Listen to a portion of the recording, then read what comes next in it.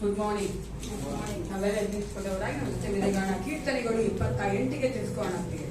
Let's stand up in the presence of the Lord. Let's turn our Bibles to Psalm 28. ಕೀರ್ತನೆಗಳು 28. 8 ವಚನಗಳು ನಾವು ಉತ್ತರ ಪ್ರತ್ಯುತ್ತರ ಓದಿಕೊಳ್ಳುವರಾಗಿದ್ದೇವೆ. 9ನೇ ವಚನ ನಾವು ಒಟ್ಟಾಗಿ ಓದಿಕೊಳ್ತೇವೆ. Psalms 28 ಕೀರ್ತನೆಗಳು 28. 1ನೇ ವಚನವನ್ನ ಸಹೋದರಿಯಲ್ಲಿ ಓದಬೇಕಾದ್ರೆ 2ನೇ ವಚನವನ್ನ ಸಹೋದರರು ಓದಬೇಕು. 9ನೇ ವಚನ ನಾವು ಒಟ್ಟಾಗಿ ಓದಿಕೊಳ್ಳುವರಾಗಿದ್ದೇವೆ. 28:1 ಯೆಹೋವನೇ ನನ್ನ ಶರಣನೇ, ನಿನಗೆ ಮೊರೆಯಿಡುತ್ತೇನೆ, ಇರಬೇಡ. ನೀನು ಕೊಡದೆ ಹೋದರೆ ನಾನು ಸತ್ತವರಿಗೆ ಸಮಾನವಾಗಿರುವೆ.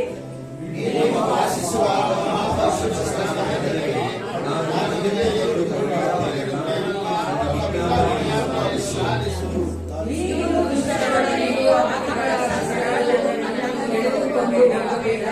ಅವರು ಒಳಗೆ ನನಗಾಗಲಿ ಎಂದು ಹೇಳಲು ಒಳಗೆ ನನಗಾಗಲಿ ಎಂದು ಯೋಚಿಸುವರು.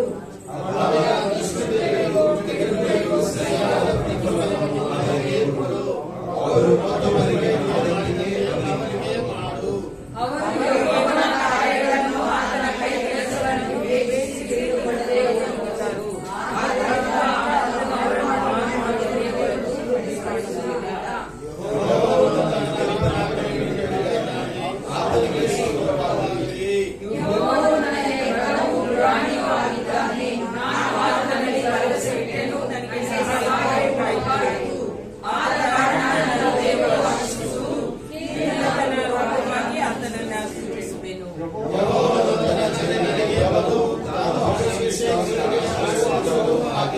ಒಂಬತ್ತನೇ ವಚನ ಒಟ್ಟಾಗಿ ಓದಿಕೊಳ್ಳೋಣ.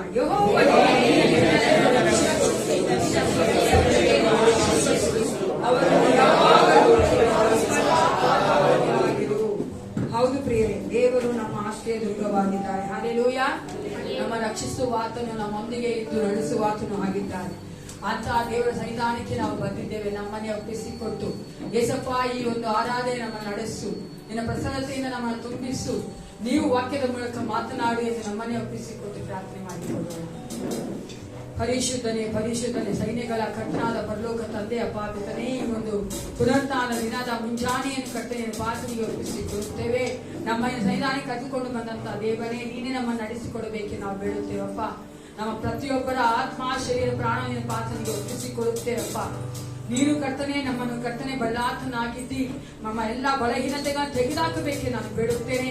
ನಾವು ಹೃದಯ ಪೂರ್ವಕವಾಗಿ ನಿನ್ನನ್ನು ಆರಾಧಿಸುವಂತೆ ರಾಜ, ನಾವು ಮೈಪಡಿಸುವಂತೆ ಕರ್ತ, ನಿನ್ನ ಪ್ರಸನ್ನತೆ ನಾವು ಕರ್ತನೆ ಗ್ರಹಿಸುವಂತ ಮಕ್ಕಳಾಗಿ, ಅನುಭವಿಸುವಂತ ಮಕ್ಕಳಾಗಿ ನೀನು ನಮ್ಮನ್ನು ಆಶೀರ್ವದಿಸಿಕೊಡು ಅಪ್ಪ. ಆರಾಧನೆಯ ಪ್ರತಿಯೊಂದು ಭಾಗದಲ್ಲಿಯೂ ರಾಜ ನೀನು ಇದ್ದುಕೊಂಡು ಕರ್ತನೆ ಮಹಿಮೆ ಹೊಂದಿಕೊಳ್ಳಬೇಕೆಂದು, ನಮ್ಮನ್ನು ಆಶೀರ್ವದಿಸಿ ನಡೆಸಿಕೊಳ್ಳಬೇಕೆಂದು ಯೇಸು ಕ್ರಿಸ್ತನ ನಾಮದಲ್ಲಿ ಪ್ರಾರ್ಥಿಸುತ್ತೇನೆ ಒಳ್ಳೆಯ ಪಿತನೇ, ಆಮೆನ್.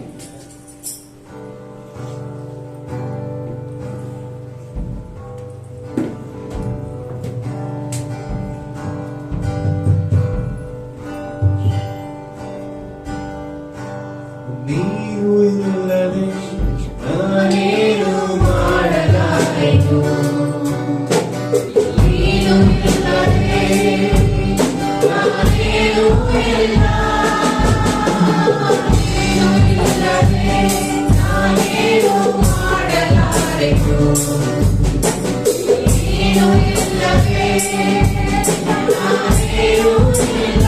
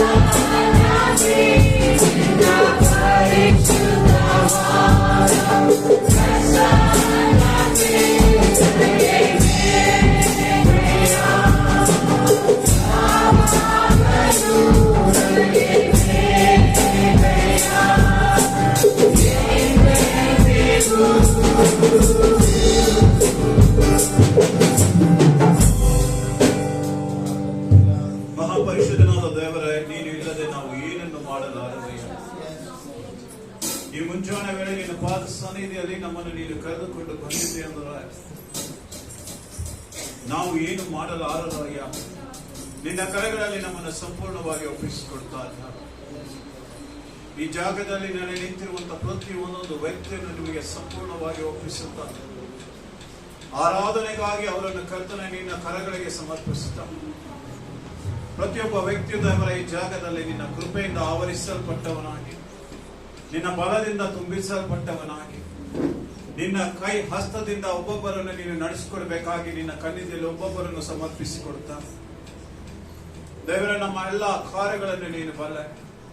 ನಮ್ಮ ಹೃದಯಗಳನ್ನು ಶುದ್ಧೀಕರಿಸಿ ಈ ಸಮಯದಲ್ಲಿ ನಿನ್ನ ಆರಾಧನೆ ಮಾಡುವುದಕ್ಕಾಗಿ ನಿಂತ ಪ್ರತಿಯೊಂದು ವ್ಯಕ್ತಿ ನಿನ್ನ ಪರಿಶುದ್ಧವಾದಂತಹ ರಕ್ತದಿಂದ ತೊಳೆಯಲ್ಪಟ್ಟವನಾಗಿ, ನಿನ್ನ ಸಮ್ಮುಖದಲ್ಲಿ ನಿಲ್ಲುವಂತ ಮಹಾಭಾಗ್ಯವನ್ನು ಹೊಂದಿದವನಾಗಿ, ಅನೀತಿವಂತನಿಂದ ನೀತಿವಂತನಿಗೆ ನಡೆಸಪಡುವಂತಹ ಮನುಷ್ಯನನ್ನು ಕರ್ತನೆ ನೀನು ಮುಟ್ಟಿ ಈ ಜಾಗದಲ್ಲಿ ಈ ಸಮಯದಲ್ಲಿ ನಿನ್ನ ಕೃಪಾ ಸನ್ನಿಧಿಯಲ್ಲಿ ನಿಲ್ಲಿಸಿಕೊಂಡಿದ್ದೀವಿ. ಅದಕ್ಕಾಗಿ ನಾವು ನಿಮಗೆ ಸ್ತೋತ್ರ ಮಾಡ್ತಾ ಇದ್ದೇವೆ. ಈ ಜಾಗದಲ್ಲಿ ನಿಂತ ಪ್ರತಿಯೊಂದೊಂದು ವ್ಯಕ್ತಿಗಳನ್ನು ನಿಮಗೆ ಒಪ್ಪಿಸಿಕೊಡ್ತಾ ಇದ್ದೇವೆ. ದೇವರ ನೀನು ನಮ್ಮ ಮಧ್ಯದಲ್ಲಿ ಇದ್ದೀಯ, ಅದಕ್ಕಾಗಿ ಸ್ತೋತ್ರ. ಪರಿಶುದ್ಧಾತ್ಮನಾಗಿ ನಮ್ಮ ಒಬ್ಬೊಬ್ಬರನ್ನು ಕಟ್ಟುತ್ತಾ ಇದ್ದೀಯ, ಅದಕ್ಕಾಗಿ ಸ್ತೋತ್ರ. ಆತ್ಮನಿಂದ ನಮ್ಮನ್ನು ತುಂಬಿಸುತ್ತಾ ಇದ್ದೀಯ, ಅದಕ್ಕಾಗಿ ಸ್ತೋತ್ರ. ನಿನ್ನಲ್ಲಿ ಉಲ್ಲಾಸದಿಂದಲೇ ಆರಾಧಿಸುವುದಕ್ಕಾಗಿ ನಿನ್ನ ಸನ್ನಿಧಿಗೆ ಬಂದಿದ್ದ, ಸಂತೋಷದಿಂದ ನಿನ್ನನ್ನು ಆರಾಧಿಸುವುದಕ್ಕಾಗಿ ನಿನ್ನ ಸನ್ನಿಧಿಗೆ ಬಂದಿದ್ದ, ನಿನ್ನ ನಾಮ ಮಹತ್ವವನ್ನು ಕರ್ತನ ಮೇಲೆತ್ತುವುದಕ್ಕಾಗಿ ನಿನ್ನ ಸನ್ನಿಧಿಯಲ್ಲಿದ್ದ ಕೀರ್ತನೆಗಾರನು ಹೇಳುತ್ತಾನೆ, ಬನ್ನಿರಿ ಯೆಹೋವನಿಗೆ ಉತ್ಸಾಹದಲ್ಲಿ ಗೈಯುವ, ನಮ್ಮ ರಕ್ಷಕನಾದ ಶರಣನಿಗೆ ಜಯಘೋಷ ಮಾಡೋಣ, ಕೃತಜ್ಞತಾಸ್ತುತಿಯೊಡನೆ ಆತನ ಸನ್ನಿಧಿಗೆ ಸೇರೋಣ, ಕೀರ್ತನೆಗಳಿಂದ ಆತನಿಗೆ ಜಯಘೋಷ ಮಾಡೋಣ. ಈ ಸಮಯದಲ್ಲಿ ನಾವೆಲ್ಲರೂ ಕೂತುಕೊಂಡವರಾಗಿ ಬನ್ನಿರಿ ಯೆಹೋವನಿಗೆ ಉತ್ಸಾಹದಲ್ಲಿ ಗೈಯುವ ಎಂಬ ಗೀತೆಯೊಂದಿಗೆ ಆತನನ್ನು ಆರಾಧಿಸೋಣ.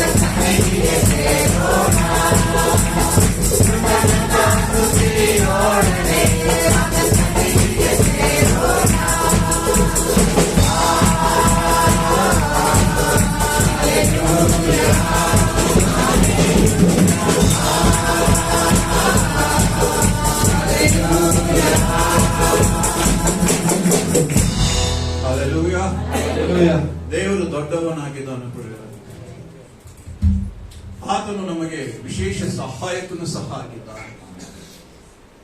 ನಮ್ಮನ್ನು ಕಾಯುವ ಕರ್ತನು ಆತನೇ ಆಗಿದ್ದಾನೆ. ನಮಗೆ ಕರುಣಾನಿಧಿಯು ಆತನೇ ಆಗಿದ್ದಾನೆ. ಪೌಲನು ಎಫೆಸದವರಿಗೆ ಬರೆದ ಪತ್ರಿಕೆಯಲ್ಲಿ ಈ ರೀತಿಯಾಗಿ ಹೇಳುತ್ತಾನೆ, ಕರುಣಾನಿಧಿಯಾಗಿರುವ ದೇವರು ನಮ್ಮ ಮೇಲೆ ಮಹಾ ಪ್ರೀತಿಯನ್ನಿಟ್ಟು ಅಪರಾಧಗಳ ದಸೆಯಿಂದ ಸತ್ತವರಾಗಿದ್ದ ನಮ್ಮನ್ನು ಕ್ರಿಸ್ತನೊಂದಿಗೆ ಬದುಕಿಸಿದನು ಎಂಬುದಾಗಿ. ಕೃಪೆಯಿಂದಲೇ ರಕ್ಷಣೆ ಹೊಂದಿದವರಾಗಿದ್ದೀವಿ ಎಂಬುದಾಗಿ. ಅಷ್ಟು ಮಾತ್ರವಲ್ಲದೆ ಆತನು ನಮ್ಮನ್ನು ಪರಲೋಕದಿಂದ ಆತನೊಂದಿಗೆ ಕೂಡಿಸುವುದಕ್ಕಾಗಿ ನಂಬಿಕೆಯ ಮೂಲಕ ಕೃಪೆಯನ್ನು ರಕ್ಷಣೆಯನ್ನು ನಮಗೆ ದಯಪಾಲಿಸಿದವನಾಗಿದ್ದಾನೆ. ಆ ರಕ್ಷಣೆ ನಮ್ಮ ಪುಣ್ಯ ಕ್ರಿಯೆಗಳಿಂದ ನಮಗೆ ಬಂದಿದ್ದಲ್ಲ ಪ್ರಿಯರೇ. ನಾವು ಒಳ್ಳೆಯವರೆಂಬುದಾಗಿ ಹೇಳಿ ನಮಗೆ ಅದು ಬಿರುದು ಕೊಟ್ಟಿದ್ದಲ್ಲ ಪ್ರಿಯರೇ. ಅದು ನನ್ನ ದೇವರಾದಂತ ಕರ್ತನಿಂದ ನಮಗೆ ಬಂದಂತ ಕೃಪೆ. ಆ ಕೃಪೆ ಯಾರೂ ಅಲ್ಲ ಪ್ರಿಯರೇ, ಅದು ಯೇಸು ಕ್ರಿಸ್ತನೇ ಆಗಿದ್ದಾರೆ. ಕೃಪೆಯು ಸತ್ಯವು ನಿಮ್ಮ ಮಧ್ಯದಲ್ಲಿ ಕೂಡಿ ಬರುವುದು ಎಂಬುದಾಗಿ ಕೀರ್ತನೆಗಾರನ ಹೇಳಿದ ವಾಕ್ಯ ಈ ದಿನಗಳಲ್ಲಿ ನಾವು ಕಾಣುತ್ತಾ ಇದ್ದಾವೆ. ನಮ್ಮ ಮಧ್ಯದಲ್ಲಿ ಆ ಸತ್ಯವು ಕೃಪೆಯು ನಮ್ಮನ್ನು ಆವರಿಸಿಕೊಂಡು ಕ್ರಿಸ್ತನಾದಂತ ದೇವರು ನಮ್ಮ ಮಧ್ಯದಲ್ಲಿ ಮಹಾ ಕಾರ್ಯಗಳನ್ನು ಮಾಡುತ್ತಾ ನಮ್ಮನ್ನು ಆತನ ಮಂದೆಯಾಗಿ ನಡೆಸುತ್ತಾ ಇದ್ದಾನೆ. ಅಂತ ಒಳ್ಳೆಯ ದೇವನಿಗೆ ಮುಂಚಾನೆ ವೇಳೆ ನೀವೆಷ್ಟು ಒಳ್ಳೆಯರಪ್ಪ ಎಂಬುದ ಗೀತೆಯೊಂದಿಗೆ ಆತನನ್ನು ನಾವು ಸ್ತುತಿಸಿ ಹಾಡೋಣ.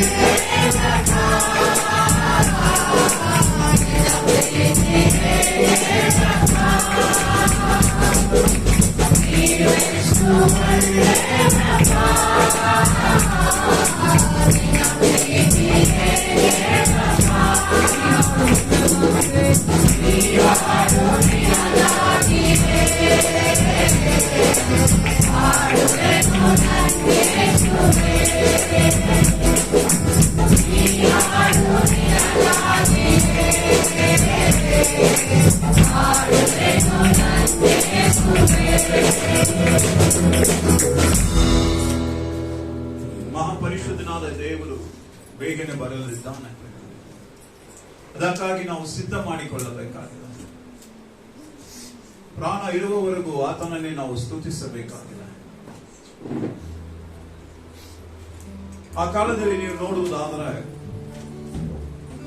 ಇಸ್ರಾಯೇಲರನ್ನು ಐಗುಪ್ತ ದೇಶದಿಂದ ಹೊರತಂದ ಮೇಲೆ, ಕೆಂಪು ಸಮುದ್ರವು ವಿಭಾಗವಾದ ಮೇಲೆ ಅವರು ದೇವರಿಗೆ ಸ್ತುತಿ ಗೀತೆಗಳನ್ನು ಮಾಡಿದರು ಎಂಬುದಾಗಿ ಬರೆಯಲ್ಪಟ್ಟಿದೆ.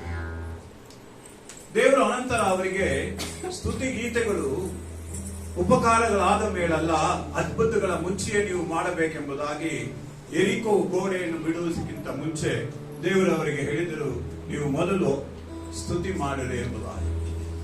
ಆ ನಂಬಿಕೆಯ ಸ್ತುತಿಯಿಂದ ಅದ್ಭುತಗಳು ಜರುಗುತ್ತವೆ ಎಂಬುದಾಗಿ ದೇವರ ವಾಕ್ಯದಲ್ಲಿ ತೋರಿಸಲ್ಪಟ್ಟಿದೆ ಪ್ರಿಯರ. ಅದೇ ರೀತಿಯಾಗಿ ಯೆಹೋಷಾಫಾಟನ ಜೀವಿತದಲ್ಲಿಯೂ ದೇವರು ತೋರಿಸಿಕೊಂಡರು. ಯುದ್ಧಗಳನ್ನು ಮಾಡುವುದಕ್ಕಿಂತ ಮುಂಚೆ ನೀನು ಸ್ತುತಿ ಮಾಡಬೇಕು ಎಂಬುದಾಗಿ, ಸ್ತುತಿಯಿಂದ ಯುದ್ಧಗಳನ್ನು ಜಯಿಸಲು ಸಾಧ್ಯ ಎಂಬುದಾಗಿ ಆತನಿಗೆ ದೇವರು ತೋರಿಸಿಕೊಟ್ಟಿದ್ದಾರೆ. ಅದೇ ರೀತಿಯಾಗಿ ಅಪೊಸ್ತಲರ ಜೀವಿತಗಳಲ್ಲಿ ನಾವು ನೋಡುತ್ತಾವ, ಸ್ತುತಿ ಮಾಡಿದ್ದರಿಂದಲೇ ಅವರು ಸರಮನೆಗಳಿಂದ ಹೊರಬರಲು ಸಾಧ್ಯವಾಯಿತು ಎಂಬುದಾಗಿ ಬರೆಯಲ್ಪಟ್ಟಿದೆ. ಇದನ್ನ ನಮ್ಮ ಜೀವಿತಗಳಲ್ಲಿ ನಾವು ನೋಡ್ತಾ ಇದ್ದೇವೆ. ಮೊದಲನೇ ದಿವಸದಲ್ಲಿ ದೇವರ ಸನ್ನಿಧಿಯಲ್ಲಿ ನಾವು ನಂಬಿಕೆಯಿಂದ ಸ್ತುತಿ ಮಾಡುವುದಾದರೆ ದೇವರು ನಮ್ಮ ಜೀವಿತಗಳಲ್ಲಿಯೂ ಸಹ ಅದ್ಭುತಗಳನ್ನು ಮಾಡುವಾತನಾಗಿದ್ದಾನೆ. ಆತನು ನಮ್ಮ ಜೀವಿತಗಳಲ್ಲಿ ಮಹತ್ ಕಾರ್ಯಗಳನ್ನು ಮಾಡುವಾತನಾಗಿದ್ದಾನೆ. ನಿಮ್ಮ ಕಣ್ಣು ಕಾಣದಂತಹ ಸಂಗತಿಗಳನ್ನು ಆತನು ಮಾಡಲು ಶಕ್ತನಾದಂತಹ ದೇವರಾಗಿದ್ದಾನೆ. ಅಂತಹ ದೇವರನ್ನು ನಾವು ಆರಾಧಿಸುವುದಕ್ಕಾಗಿ ಆತನ ಸಮ್ಮುಖದಲ್ಲಿ ನಾವು ಈ ಒಂದು ಮುಂಜಾನೆ ವೇಳೆ ಕೂಡಿ ಬಂದಿದ್ದೇವೆ. ಆತನು ನಮಗೆ ಬಿಡುಗಡೆಗಳನ್ನು ಕೊಟ್ಟಿದ್ದಾನೆ.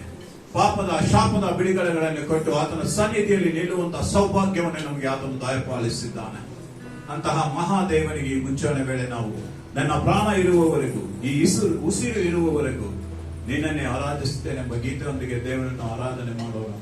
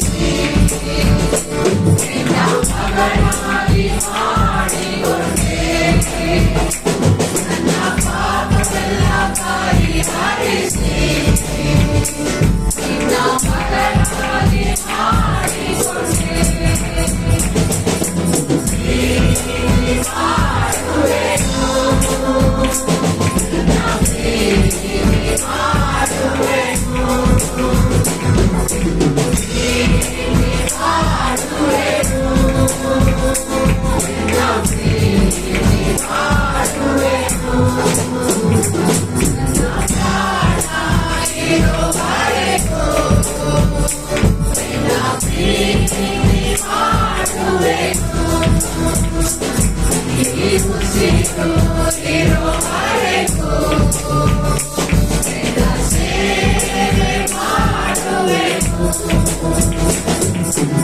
ಕಷ್ಟವಾದ ದಿನಗಳಲ್ಲಿ ನೀನು ನನ್ನ ಕೈಬಿಡದೆ ಕಾಪಾಡಿದೆ.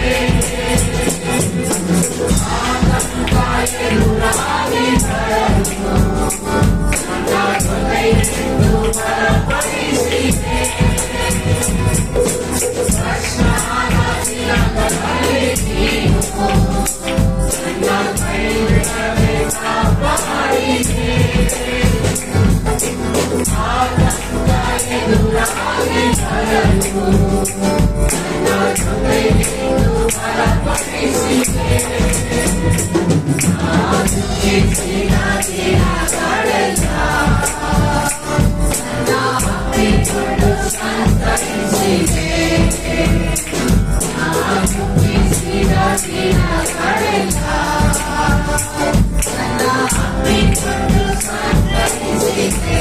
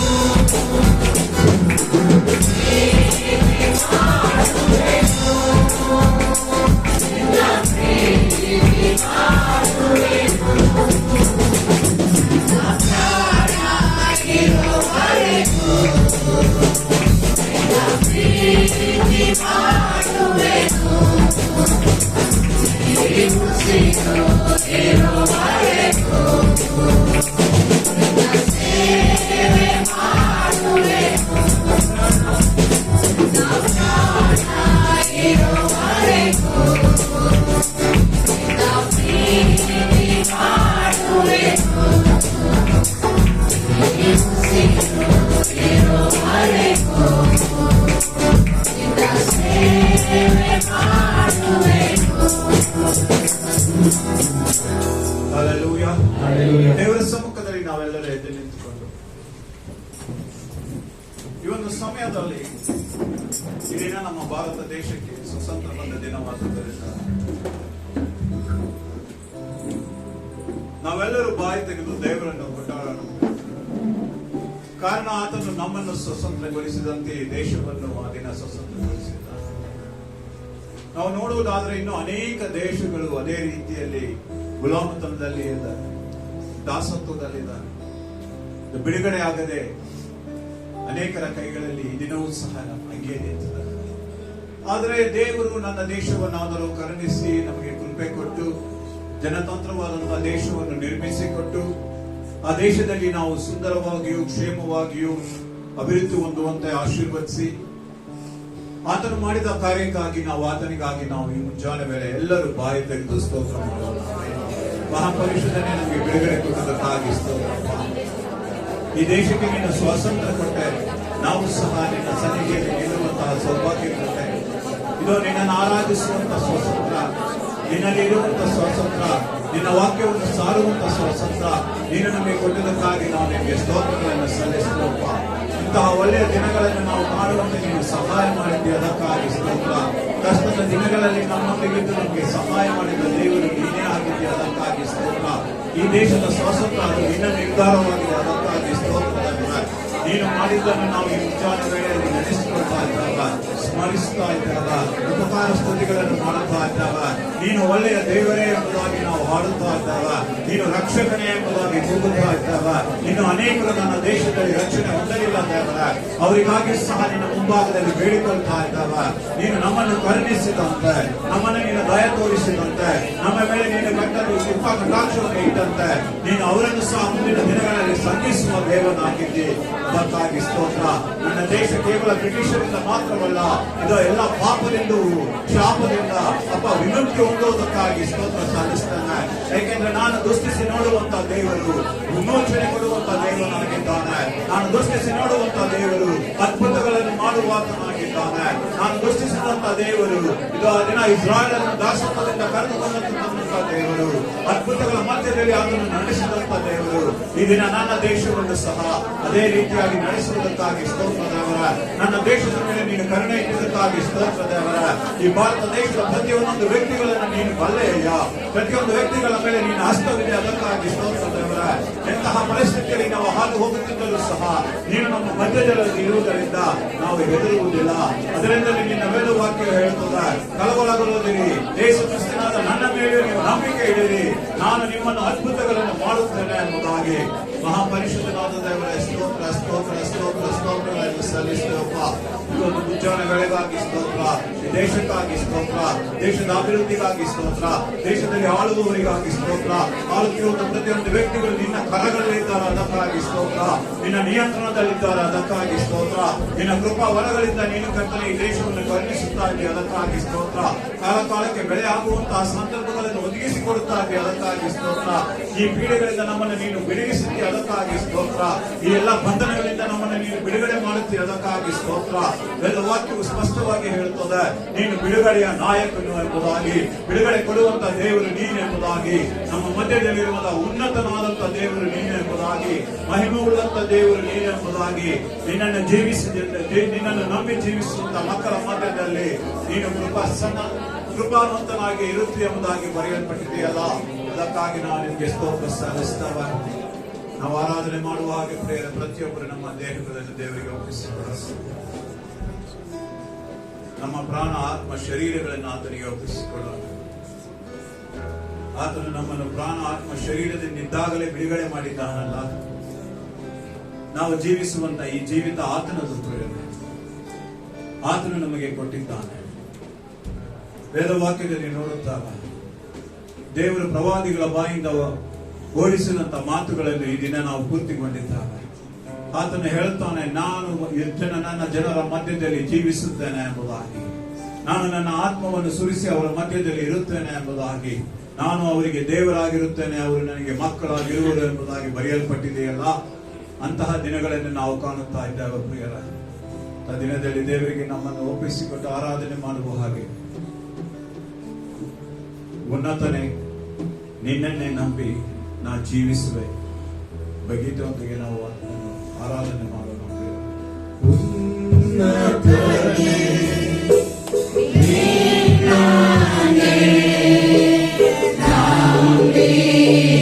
ಜೀವಿಸುವೆ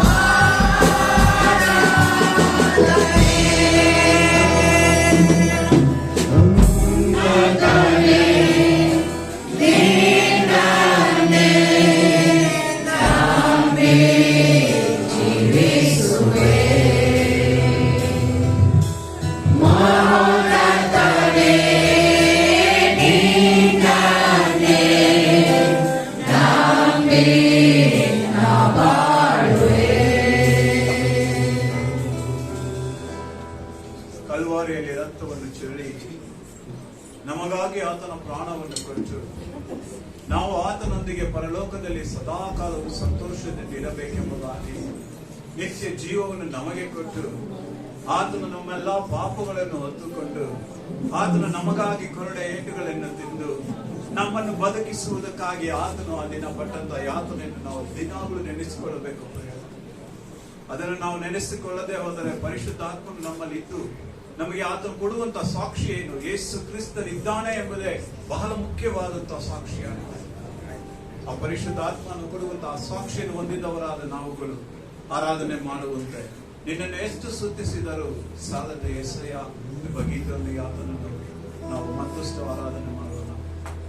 ಎಷ್ಟು ಸ್ತುತಿಸಿದರು ಸಾಲದು యేసయ్య ನಿನ್ನ ಕರುಣೆಯ ವಿವರಿಸಲಾಗದು. ಸಾವಿರಾರು ಸ್ತೋತ್ರ ಬರೆಯಲು యేసయ్య ನಿನ್ನ ಪ್ರೀತಿ ವರ್ಣಿಸಲಾಗದು. ಎಷ್ಟು ಸ್ತುತಿಸಿದರು ಸಾಲದು యేసయ్య ನಿನ್ನ ಕರುಣೆಯ ವಿವರಿಸಲಾಗದು. ಸಾವಿರಾರು ಸ್ತೋತ್ರ ಬರೆಯಲು యేసయ్య ನಿನ್ನ ಪ್ರೀತಿಯ ವರ್ಣಿಸಲಾಗದು. ಆರಾಧನೆ ನನ್ನ ಉಸಿರುವ ಕಾಲವೆಲ್ಲ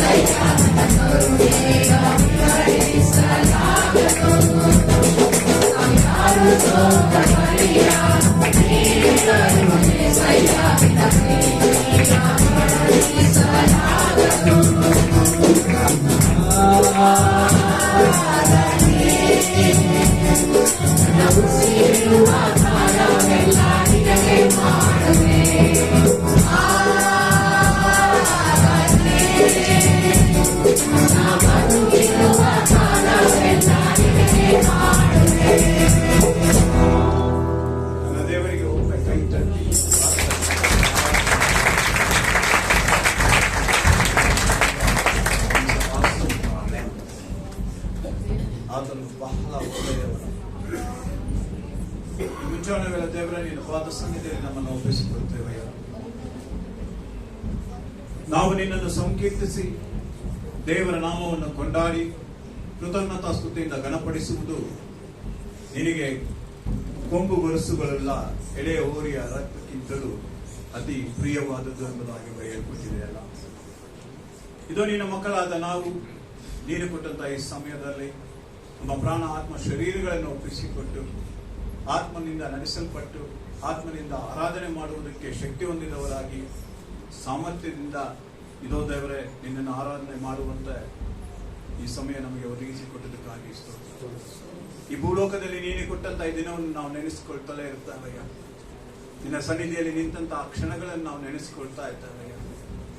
ನಮ್ಮಲ್ಲಿರುವಂತಹ ಎಲ್ಲ ವ್ಯಥೆಗಳು, ಯೋಚನೆಗಳು, ತೊಂದರೆಗಳು, ನೋವುಗಳು ಎಲ್ಲವೂ ದೂರವಾಗಿ ನಿನ್ನನ್ನು ಆರಾಧಿಸಿದಂತ ಈ ದಿನಕ್ಕಾಗಿ ನಾವು ನಿಮಗೆ ಸ್ತೋತ್ರ ಸಲ್ಲಿಸ್ತಾ ಇದೇ ರೀತಿ ನಮ್ಮನ್ನು ವಾರ ಇಡೀ ನೀನು ನಡೆಸಿಕೊಡ್ಬೇಕಾಗಿ ಪ್ರಾರ್ಥಿಸ್ತಾ ಕಷ್ಟಗಳಲ್ಲಿ, ರೋಗಗಳಲ್ಲಿ, ವ್ಯಾಧಿಗಳಲ್ಲಿ ನಾವು ನಡೆಯುವಾಗಲೂ ನಿನ್ನ ವೇದವಾಕ್ಯದಲ್ಲಿ ನೀನು ಹೇಳಿದ್ದೀಯಲ್ಲ, ಕೀರ್ತನೆ 57ರಲ್ಲಿ ನೀನು ಹೇಳಿದ್ದೀಯಲ್ಲ, ನಾನು ನಿನ್ನೊಂದಿಗೆ ಇರುತ್ತೇನೆ ಎಂಬುದಾಗಿ.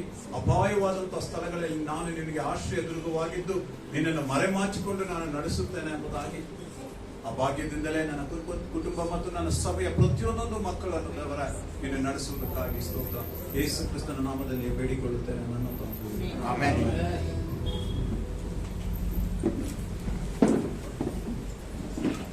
ನಮ್ಮ ಸತ್ಯವೇದಗಳನ್ನು ಹೊಸ ಒಡಂಬಡಿಕೆ ಹೀಬ್ರಿಯರಿಗೆ ಬರೆದ ಪತ್ರಿಕೆ 13ನೇ ಅಧ್ಯಾಯಕ್ಕೆ ತಿಳಿಸ್ಕೊಳ್ಳೋಣ ಪ್ರಿಯರೇ. Please turn your Bibles to Hebrews chapter 13. ಹೀಬ್ರಿಯರಿಗೆ ಬರೆದ ಪತ್ರಿಕೆ 13ನೇ ಅಧ್ಯಾಯ 20 ಮತ್ತು 21ನೇ ವಚನ ಒಟ್ಟಾಗಿ ಓದಿಕೊಳ್ಳುವರಾಗಿದ್ದೇವೆ. We are going to read together the 20 and 21st verse. ಹೀಬ್ರಿಯರಿಗೆ ಬರೆದ ಪತ್ರಿಕೆ 13ನೇ ಅಧ್ಯಾಯ 20 ಮತ್ತು 21. ಎಲ್ಲರೂ ನಮ್ಮ ಸತ್ಯವೇದಗಳನ್ನು ದಯವಿಟ್ಟು ಈ ಒಂದು ಭಾಗಕ್ಕೆ ತಿಳಿಸ್ಕೊಳ್ಬೇಕು ಹೇಳ್ಕೊಳ್ತೇನೆ. ಎಲ್ಲರೂ ಒಟ್ಟಾಗಿ ಓದಿಕೊಳ್ಳೋಣ. ಶಾಶ್ವತವಾದ ಒಡಂಬಡಿಕೆಯನ್ನು ತನ್ನ ರಕ್ತವನ್ನು ಸುರಿಸಿಕೊಂಡು ಸಭೆಯ ಮಹಿಮೆಗೆ ಮಹಾಪಾಲಕರಾಗಿರುವ ನಮ್ಮ ಕರ್ತನಾದ ಯೇಸುವನ್ನು ಸತ್ತವರಿಂದ ಬರಮಾಡಿದ ಚಾರಿತ್ರ್ಯನಾದ ದೇವರು ನೀವು ತನ್ನ ಚಿತ್ತವನ್ನು ನೆರವೇರಿಸುವ ಹಾಗೆ ಸಕಲ ಕಾರ್ಯಗಳಿಗೆ ಆತನು ಯೇಸು ಕ್ರಿಸ್ತನ ಮೂಲಕ ತನಗೆ ಸಮರ್ಪಕವಾದದ್ದು ನಮ್ಮಲ್ಲಿ ನಡೆಸಲಿ. ಯುಗಾಂತರಗಳಲ್ಲಿಯೂ ಆತನಿಗೆ ಸ್ತೋತ್ರ. ಆಮೆನ್. ಮತ್ತೊಂದಾವತ್ತು ಯುಗಾಂತರಗಳಲ್ಲಿಯೂ ಆತನಿಗೆ ಸ್ತೋತ್ರ. ಆಮೆನ್. ಎಲ್ಲರೂ ಗೊತ್ಕೊಳ್ಳೋಣ ಪ್ರಿಯ. ಸಮಯದಲ್ಲಿ ಸಂಡೇ ಸ್ಕೂಲ್ ಮತ್ತು ಸಂಡೇ ಸ್ಕೂಲ್ ಬರಬೇಕು. ಒಂದು ಸಮಯ ನಮ್ಮ ಸಿಸ್ಟರ್ ರಾಧಾ ಅವರು ಮುಂದೆ ಬಂದು ಸ್ಪೆಷಲ್ ಸಹ ಮಾಡಬೇಕಂತ ಹೇಳ್ಕೊಡ್ತೇನೆ.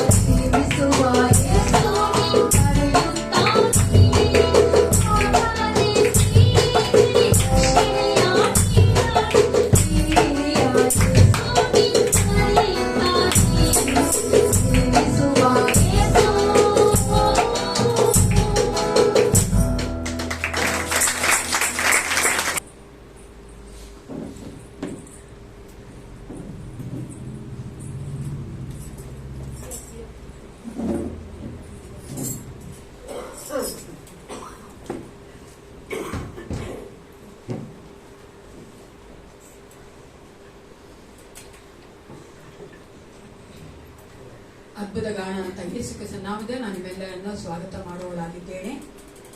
Once again, it's good to see all of you in the presence of the Lord. ದೇವರ ಒಂದು ಸಮ್ಮುಖದಲ್ಲಿ ಆತನ ಪ್ರಸನ್ನತೆ ನಾವೆಲ್ಲರೂ ಒಟ್ಟಾಗಿ ಕೂಡಿ ಬರುವಂಥದ್ದು ಸಂತೋಷವಾದ ಕಾರ್ಯವಾಗಿರುತ್ತೆ. ಈ ಒಂದು ಸಮಯದಲ್ಲಿ ಈ ವಾರದಲ್ಲಿ ಜನ್ಮದಿನ ಆಚರಿಸಿಕೊಳ್ಳುವಂಥವ್ರು, ಮದುವೆ ದಿನ ಆಚರಿಸಿಕೊಳ್ಳುವಂಥವ್ರು ಇರುವುದಾದ್ರೆ ದಯವಿಟ್ಟು ಎದ್ದು ನಿಂತ್ಕೊಳ್ಬೇಕು ನಾವು ಕೇಳ್ಕೊಳ್ತೇನೆ. ನಾನು ನಿಮಗಾಗಿ ಪ್ರಾರ್ಥನೆ ಮಾಡುವವರಾಗಿದ್ದೇನೆ.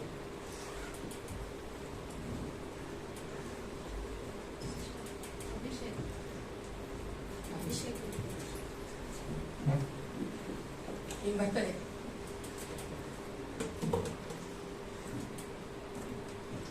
ನಮ್ಮ ಹತ್ತಿರುವಂತಾರೆ ಮೋಹನ್ ರಾಜ್ ಅವರು ಮುಂದೆ ಬಂದು ಈ ವಾರದ ಜನ್ಮದಿನ ಆಚರಿಸಿಕೊಳ್ಳುವಂಥ ಮದುವೆ ದಿನ ಆಚರಿಸಿಕೊಳ್ಳುವುದಕ್ಕಾಗಿ ಪ್ರಾರ್ಥನೆ ಮಾಡಬೇಕೆಂದು ಅದೇ ತಾಯಿ ಕಾಣಿಗೋಸ್ಕರ ಪ್ರಾರ್ಥನೆ ಮಾಡಬೇಕಂತ ಹೇಳ್ಕೊಳ್ತೇನೆ. ನಮ್ಮ ಅಭಿಷೇಕ್ ಮಗನಿಗೋಸ್ಕರ ಅದೇ ತಾಯಿದ್ದಾರೆ ಮಾತು.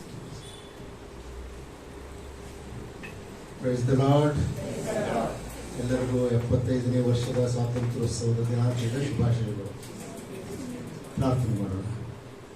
ಪ್ರೀತಿ ಸ್ವರೂಪನಾದ ತಂದೆಯಾದ ದೇವರೇ, ಈ ಸುಂದರವಾದಂಥ ಮುಂಜಾನೆಯ ಸಮಯಕ್ಕಾಗಿ ನಿನ್ನನ್ನು ಸ್ತುತಿಸಿ ಕೊಂಡಾಡಿ ಆರಾಧಿಸುವಂತವರಾಗಿದ್ದೇವೆ. ನಮ್ಮ ಸೃಷ್ಟಿಕರ್ತನು, ನಮ್ಮ ವಿಮೋಚಕನು ನಮ್ಮನ್ನು ಪಾಪ ಶಾಪ ಮರಣಗಳಿಂದ ಬಿಡುಗಡೆ ಮಾಡುವುದಕ್ಕೋಸ್ಕರವಾಗಿ ನಿನ್ನ ಮಗನಾದ ಯೇಸು ಕ್ರಿಸ್ತನನ್ನು ಶಿಲುಬೆಯ ಮರಣಕ್ಕೆ ಒಪ್ಪಿಸಿದವನು ನೀನಾಗಿದ್ದೆ. ಅದಕ್ಕಾಗಿ ನಿನಗೆ ಸ್ತೋತ್ರ. ಆ ಮಗನ ಮೂಲಕವಾಗಿ ನಮ್ಮೆಲ್ಲರನ್ನು ಕರ್ತನೆ ಕೇವಲ ಭೌತಿಕವಾಗಿ ಮಾತ್ರವೇ ಅಲ್ಲ, ಭೌಗೋಳಿಕವಾಗಿ ಮಾತ್ರವೇ ಅಲ್ಲ ಕರ್ತನೆ, ಒಂದು ಜನತಂತ್ರದ ಕೆಲವು ರಾಜಕೀಯ ವಿಷಯಗಳಿಂದ ಮಾತ್ರವೇ ಅಲ್ಲ, ಶಾಪ ಪಾಪ ಮರಣ ಸೈತಾನನ ಹಿಡಿತ ನಿತ್ಯ ನರಕ ಇವೆಲ್ಲವುಗಳಿಂದ ಬಿಡುಗಡೆ ಮಾಡಿದ್ದೆ. ಅದಕ್ಕಾಗಿ ನಿನಗೆ ಸ್ತೋತ್ರ ಸಲ್ಲಿಸುತ್ತೇವೆ. ದೇಶ ಇವತ್ತಿನ ದಿನ 75ನೇ ವಾರ್ಷಿಕೋತ್ಸವವನ್ನು ಸಂಭ್ರಮದಿಂದ ಆಚರಿಸ್ತಾ ಇದೆ ಸ್ವಾಮಿ. ನಾವಾದರೂ ಈ ದಿನ 2011 ವರ್ಷಗಳ ಹಿಂದೆಯೇ ನೀನು ಲೋಕಕ್ಕೆ ಬಿಡುಗಡೆ ಮಾಡಿದ್ದನ್ನು ಆಚರಿಸುವಂತವರಾಗಿದ್ದೇವೆ. ಮಹೋನ್ನತನಾದಂಥ ದೇವರೇ, ಮಹಾಗಣನಾದಂಥ ತಂದೆಗೆ ಈ ಸುಂದರವಾದಂಥ ಸಂದರ್ಭದಲ್ಲಿ ಮತ್ತೊಮ್ಮೆ ನಿನ್ನ ಸಭೆಯಾಗಿ, ನಿನ್ನ ಮಕ್ಕಳಾಗಿ, ನಿನ್ನ ಪ್ರೇಮಿನ ಮಂದಿಯಾಗಿ ಬಂದಿರತಕ್ಕಂಥ ನಾವು ನೀನು ಮಾಡಿದಂಥ ಎಲ್ಲ ಉಪಕಾರಗಳನ್ನು ಜ್ಞಾಪಕ ಮಾಡಿಕೊಳ್ಳುತ್ತಾ ನಿನ್ನನ್ನು ಆರಾಧಿಸುವುದರ ಜೊತೆಯಲ್ಲಿಯೇ ಮುಂದಿನ ಆರಾಧನೆಯ ಎಲ್ಲ ಸಮಯವನ್ನ ನಿನ್ನ ಪರಿಶುದ್ಧ ಹಸ್ತಗಳಲ್ಲಿ ಒಪ್ಪಿಸಿಕೊಡುವಂತವರಾಗಿದ್ದೇವೆ. ವಿಶೇಷವಾಗಿ ಕರ್ತನೆ, ಪ್ರಿಯ ಮಗು ಅಭಿಷೇಕಗಾಗಿ ನಾವು ಪ್ರಾರ್ಥನೆ ಮಾಡುವಂತವರಾಗಿದ್ದೇವೆ. ಕರ್ತನಾದ ದೇವರೇ, ಆ ಮಗನ ಜೀವಿತದಲ್ಲಿ ನೀನು ದಯಪಾಲಿಸಿರುವಂತ ಈ ಸುಂದರವಾದಂತಹ ಕರ್ತನೆ ಒಂದು ಜನ್ಮದಿನಕ್ಕಾಗಿ ನಿನಗೆ ವಂದನೆಗಳನ್ನು ಸಲ್ಲಿಸುತ್ತೇವೆ. ಆ ಮಗನನ್ನು ಹೆತ್ತಂತ ತಂದೆ ತಾಯಿಗಳಿಗಾಗಿ ನಿನಗೆ ಸ್ತೋತ್ರ ಸಲ್ಲಿಸುತ್ತೇವೆ. ಮಗು ಹೆತ್ತ ದಿನದಿಂದ ಹಿಡಿದು ಇಲ್ಲೇ ತನಕ ಆ ಮಗುವನ್ನ ಪೋಷಣೆ ಮಾಡುವುದರಲ್ಲಿ ತಂದೆ ತಾಯಿಗಳನ್ನ ಬಲವಾದ ಸಾಧನಗಳನ್ನಾಗಿ ಉಪಯೋಗಿಸಿಕೊಂಡಿದ್ದಕ್ಕಾಗಿ ವಂದಿಸುತ್ತೇವೆ ಸ್ವಾಮಿ. ಮುಂದಿನ ದಿನಗಳಲ್ಲಿಯೂ ಕೂಡ ಆ ಮಗನ ಪಕ್ಷದಲ್ಲಿ ನೀನು ಇಟ್ಟಿರುವಂತ ಎಲ್ಲ ಆಶೀರ್ವಾದಗಳನ್ನು ಅನುಗ್ರಹಿಸೆಂಬುದಾಗಿ ಬೇಡಿಕೊಳ್ಳುತ್ತಾ ಇದ್ದೇವೆ. ಮಗುವಿನ ಸುತ್ತಲೂ ನೀನು ಕಾವಲನ್ನಿರಿಸು ಕರ್ತನೆ, ಪರಿಶುದ್ಧಾತ್ಮನಿಂದ ತುಂಬಿಸು, ನಡೆಸು, ಸಭೆಗೆ ಮಾದರಿಯಾಗಿ ಮುಂದೆ ಜೀವಿಸಲಿಕ್ಕಾಗುವಂತೆ, ಚಿಕ್ಕ ವಯಸ್ಸಿನಲ್ಲಿ ನಿನ್ನಲ್ಲಿ ಬೆಳೆಯುವಂತೆ ಸಹಾಯವನ್ನು ದಯಪಾಲಿಸಿಕೊಡು. ಆ ಮಗುವಿಗೆ ಬೇಕಾದಂತೆ ಎಲ್ಲ ಅವಶ್ಯಕತೆಗಳನ್ನು ಪೂರೈಸುವುದಕ್ಕಾಗಿ ತಂದೆ ತಾಯಿಗಳಿಗೆ ಬೇಕಾದಂತಹ ಸಹಾಯವನ್ನ ಮೇಲಿನಿಂದ ಅನುಗ್ರಹ ಮಾಡಿ ಎಂಬುದಾಗಿ ನಾವು ಬೇಡಿಕೊಳ್ಳುತ್ತಾ ಇದ್ದೇವೆ. ನಮ್ಮ ಸಹೋದರಿ ಜಯಮ್ಮ ಅವರಿಗಾಗಿ ನಿನಗೆ ವಂದನೆಗಳನ್ನು ಸಲ್ಲಿಸುತ್ತೇವೆ ಸ್ವಾಮಿ. ಅವರ ಜೀವಿತಕ್ಕಾಗಿ ನಿನಗೆ ವಂದನೆಗಳನ್ನು ಸಲ್ಲಿಸುತ್ತೇವೆ ಕರ್ತನೆ. ಮಕ್ಕಳೊಂದಿಗೆ ಸೊಸೆಯಂದಿರೊಂದಿಗೆ ನಿನ್ನ ಪ್ರೀತಿಯನ್ನ ರುಚಿಸುತ್ತಾ ಮಗಳು ಸಭೆಯಾಗಿ ಕೂಡಿ ಬಂದು ನಿನ್ನನ್ನು ಆರಾಧಿಸುತ್ತಾ ಇದ್ದಾಳೆ. ಆ ಮಗಳಿಗೆ ಬೇಕಾದಂತಹ ಮುಂದಿನ ಎಲ್ಲ ಆಶೀರ್ವಾದಗಳನ್ನು ದಯಪಾಲಿಸು. ಶರೀರಾತ್ಮ ಪ್ರಾಣಗಳಲ್ಲಿ ಬೇಕಾದ ಬಲವನ್ನು ದಯಪಾಲಿಸು ಸ್ವಾಮಿ. ವಾಕ್ಯದಲ್ಲಿ ನೆಲೆ ನಿಂತವರಾಗಿ ನಿನಗೋಸ್ಕರವಾಗಿ ಸಮರ್ಪಣೆಯ ಜೀವಿತವನ್ನು ಜೀವಿಸುವುದಕ್ಕಾಗಿ ಸಹಾಯ ಮಾಡು. ಅವರ ಆಶೆ ಆಕಾಂಕ್ಷೆಗಳೇನಿವೆಯೋ ನೀನು ಬಲ್ಲಂತ ದೇವರಾಗಿದ್ದಿ, ಅವರ ಕೊರತೆಗಳೇನಿವೆಯೋ ನೀನು ಬಲ್ಲಂತ ದೇವರಾಗಿದ್ದಿ. 103ನೇ ಕೀರ್ತನೆಯಲ್ಲಿ ತಿಳಿಸಿದ ಪ್ರಕಾರವಾಗಿ ಹೃದಯದ ಎಲ್ಲ ಬಯಕೆಗಳನ್ನ ಯೇಸುವಿನ ನಾಮದಲ್ಲಿ ಪರಿಪೂರ್ಣವಾಗಿ ಅನುಗ್ರಹಿಸುವುದಾಗಿ ನಾವು ಬೇಡಿಕೊಳ್ಳುತ್ತಾ ಇದ್ದೇವೆ. ಈ ಪ್ರಕಾರವಾಗಿ ಸಭೆಯಾಗಿ ಸೇರಿ ಬಂದಿರುವಂತ ಎಲ್ಲಾ ನಿನ್ನ ಮಕ್ಕಳಿಗಾಗಿ ನಿನಗೆ ಸ್ತೋತ್ರ ಸಲ್ಲಿಸುತ್ತೇವೆ ಸ್ವಾಮಿ. ಕಳೆದ ದಿನಗಳಲ್ಲೆಲ್ಲ ನಿನ್ನ ಕರಗಳಲ್ಲಿ ಚಿತ್ರಿಸಿಕೊಂಡು ಅದ್ಭುತವಾಗಿ ನಡೆಸಿದಿ, ಅದಕ್ಕಾಗಿ ನಿನಗೆ ವಂದನೆ ಸಲ್ಲಿಸುತ್ತೇವೆ. ಈಗಲೂ ಮುಂದಿನ ಭಾಗದಲ್ಲಿ ನಿನ್ನ ವಾಕ್ಯ ತರುವಂತ ದಾಸರನ್ನ ನಿನ್ನ ಪರಿಶುದ್ಧ ಹಸ್ತಗಳಲ್ಲಿ ಒಪ್ಪಿಸಿಕೊಡ್ತಾ ಇದ್ದೇವೆ ಸ್ವಾಮಿ. ಯಾವ ಆಹಾರವನ್ನು ನಮಗಾಗಿ ಈ ದಿನ ನೀನು ಸಿದ್ಧ ಮಾಡಿದೆಯೋ ಅದನ್ನು ನಮಗೆ ದಯಪಾಲಿಸೆಂಬುದಾಗಿ ನಾವು ಪ್ರಾರ್ಥನೆ ಮಾಡುವಂತವರಾಗಿದ್ದೇವೆ. ಸಂಡೇ ಸ್ಕೂಲ್ ಮಕ್ಕಳಿಗಾಗಿ ಪ್ರಾರ್ಥಿಸುತ್ತೇವೆ ಸ್ವಾಮಿ. ಅವರಿಗೆ ಕಲಿಸ್ತಾ ಇರುವಂತಹ ಎಲ್ಲಾ ಮಕ್ಕಳಿಗಾಗಿ ನಿನಗೆ ವಂದನೆಗಳನ್ನು ಸಲ್ಲಿಸುತ್ತೇವೆ. ನಿನ್ನ ಮಕ್ಕಳನ್ನು ಆಶೀರ್ವದಿಸು. ಚಿಕ್ಕತನದಲ್ಲಿಯೇ ಅವರು ನಿನ್ನನ್ನು ಕಂಡುಕೊಂಡು ನಿನಗಾಗಿ ಜೀವಿಸುವ ಹಾಗೆ ಸಹಾಯವನ್ನು ದಯಪಾಲಿಸು. ಈಗಲೂ ಕೊಟ್ಟಂತಹ ಅಮೂಲ್ಯವಾದಂತಹ ಕಾಣಿಕೆಗಾಗಿ ಸ್ತೋತ್ರ. ಈ ಕಾಣಿಕೆ ನಿನ್ನ ರಾಜ್ಯದ ಮಹಿಮೆಗಾಗಿ ಉಪಯೋಗವಾಗುವಂತೆ ನಿನ್ನ ಮಕ್ಕಳನ್ನು ಕೊಡುವುದಕ್ಕೋಸ್ಕರವಾಗಿ ಪ್ರೇರೇಪಿಸಿದೆಯಲ್ಲ, ಅವರನ್ನು ಶಕ್ತರನ್ನಾಗಿ ಮಾಡಿದೆಯಲ್ಲ, ಅದಕ್ಕಾಗಿ ನಿನಗೆ ಸ್ತೋತ್ರ ಸ್ವಾಮಿ. ಮುಂದಿನ ದಿನಗಳಲ್ಲಿ ಕೂಡ ಸೇವೆಯ ಅವಶ್ಯಕತೆಗಳನ್ನು ಅರಿತು ಇನ್ನೂ ಹೆಚ್ಚಾಗಿ ಕೊಡುವುದರ ಮೂಲಕವಾಗಿ ನಿನ್ನಿಂದ ಹೆಚ್ಚಾಗಿ ಪಡೆದುಕೊಳ್ಳುವಂತೆ ಸಹಾಯವನ್ನು ದಯಪಾಲಿಸಿಕೊಡು. ಪ್ರಾರ್ಥನೆ ಕೇಳಿದ್ದಕ್ಕಾಗಿ ಸ್ತೋತ್ರ. ನಮ್ಮೆಲ್ಲರನ್ನು ಮತ್ತೊಮ್ಮೆ ನಿನ್ನ ಕರಗಳಲ್ಲಿ ಒಪ್ಪಿಸಿಕೊಟ್ಟು ಈ ಪ್ರಾರ್ಥನೆಯನ್ನು ಯೇಸು ಕ್ರಿಸ್ತನ ನಾಮದಲ್ಲಿ ದೀನತೆಯಿಂದ ಬೇಡಿ ಹೊಂದಿದ್ದೇವೆ ನಮ್ಮ ತಂದೆಯೇ, ಆಮೆನ್.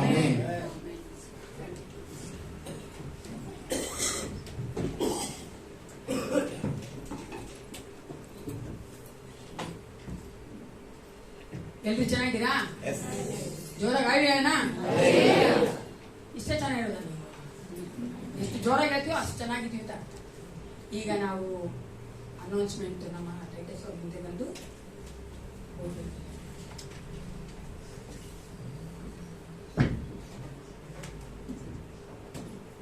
ಈ ವಾರದ ಕಾರ್ಯಕ್ರಮದಲ್ಲೂ ಪ್ರಕಟಣೆಗಳು ಮಂಗಳವಾರ ಮತ್ತು ಶುಕ್ರವಾರ ಸಂಜೆ 7ರಿಂದ 8 ಗಂಟೆವರೆಗೂ ಸಭೆಯಲ್ಲಿ ಪ್ರಾರ್ಥನೆ ಇರುತ್ತದೆ.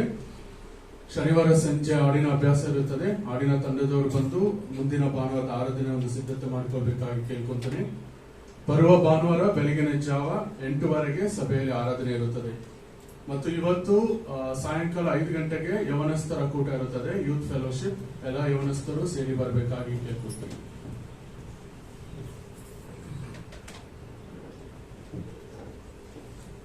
ಈಗ ಸಾಕ್ಷಿಯ ಸಮಯ.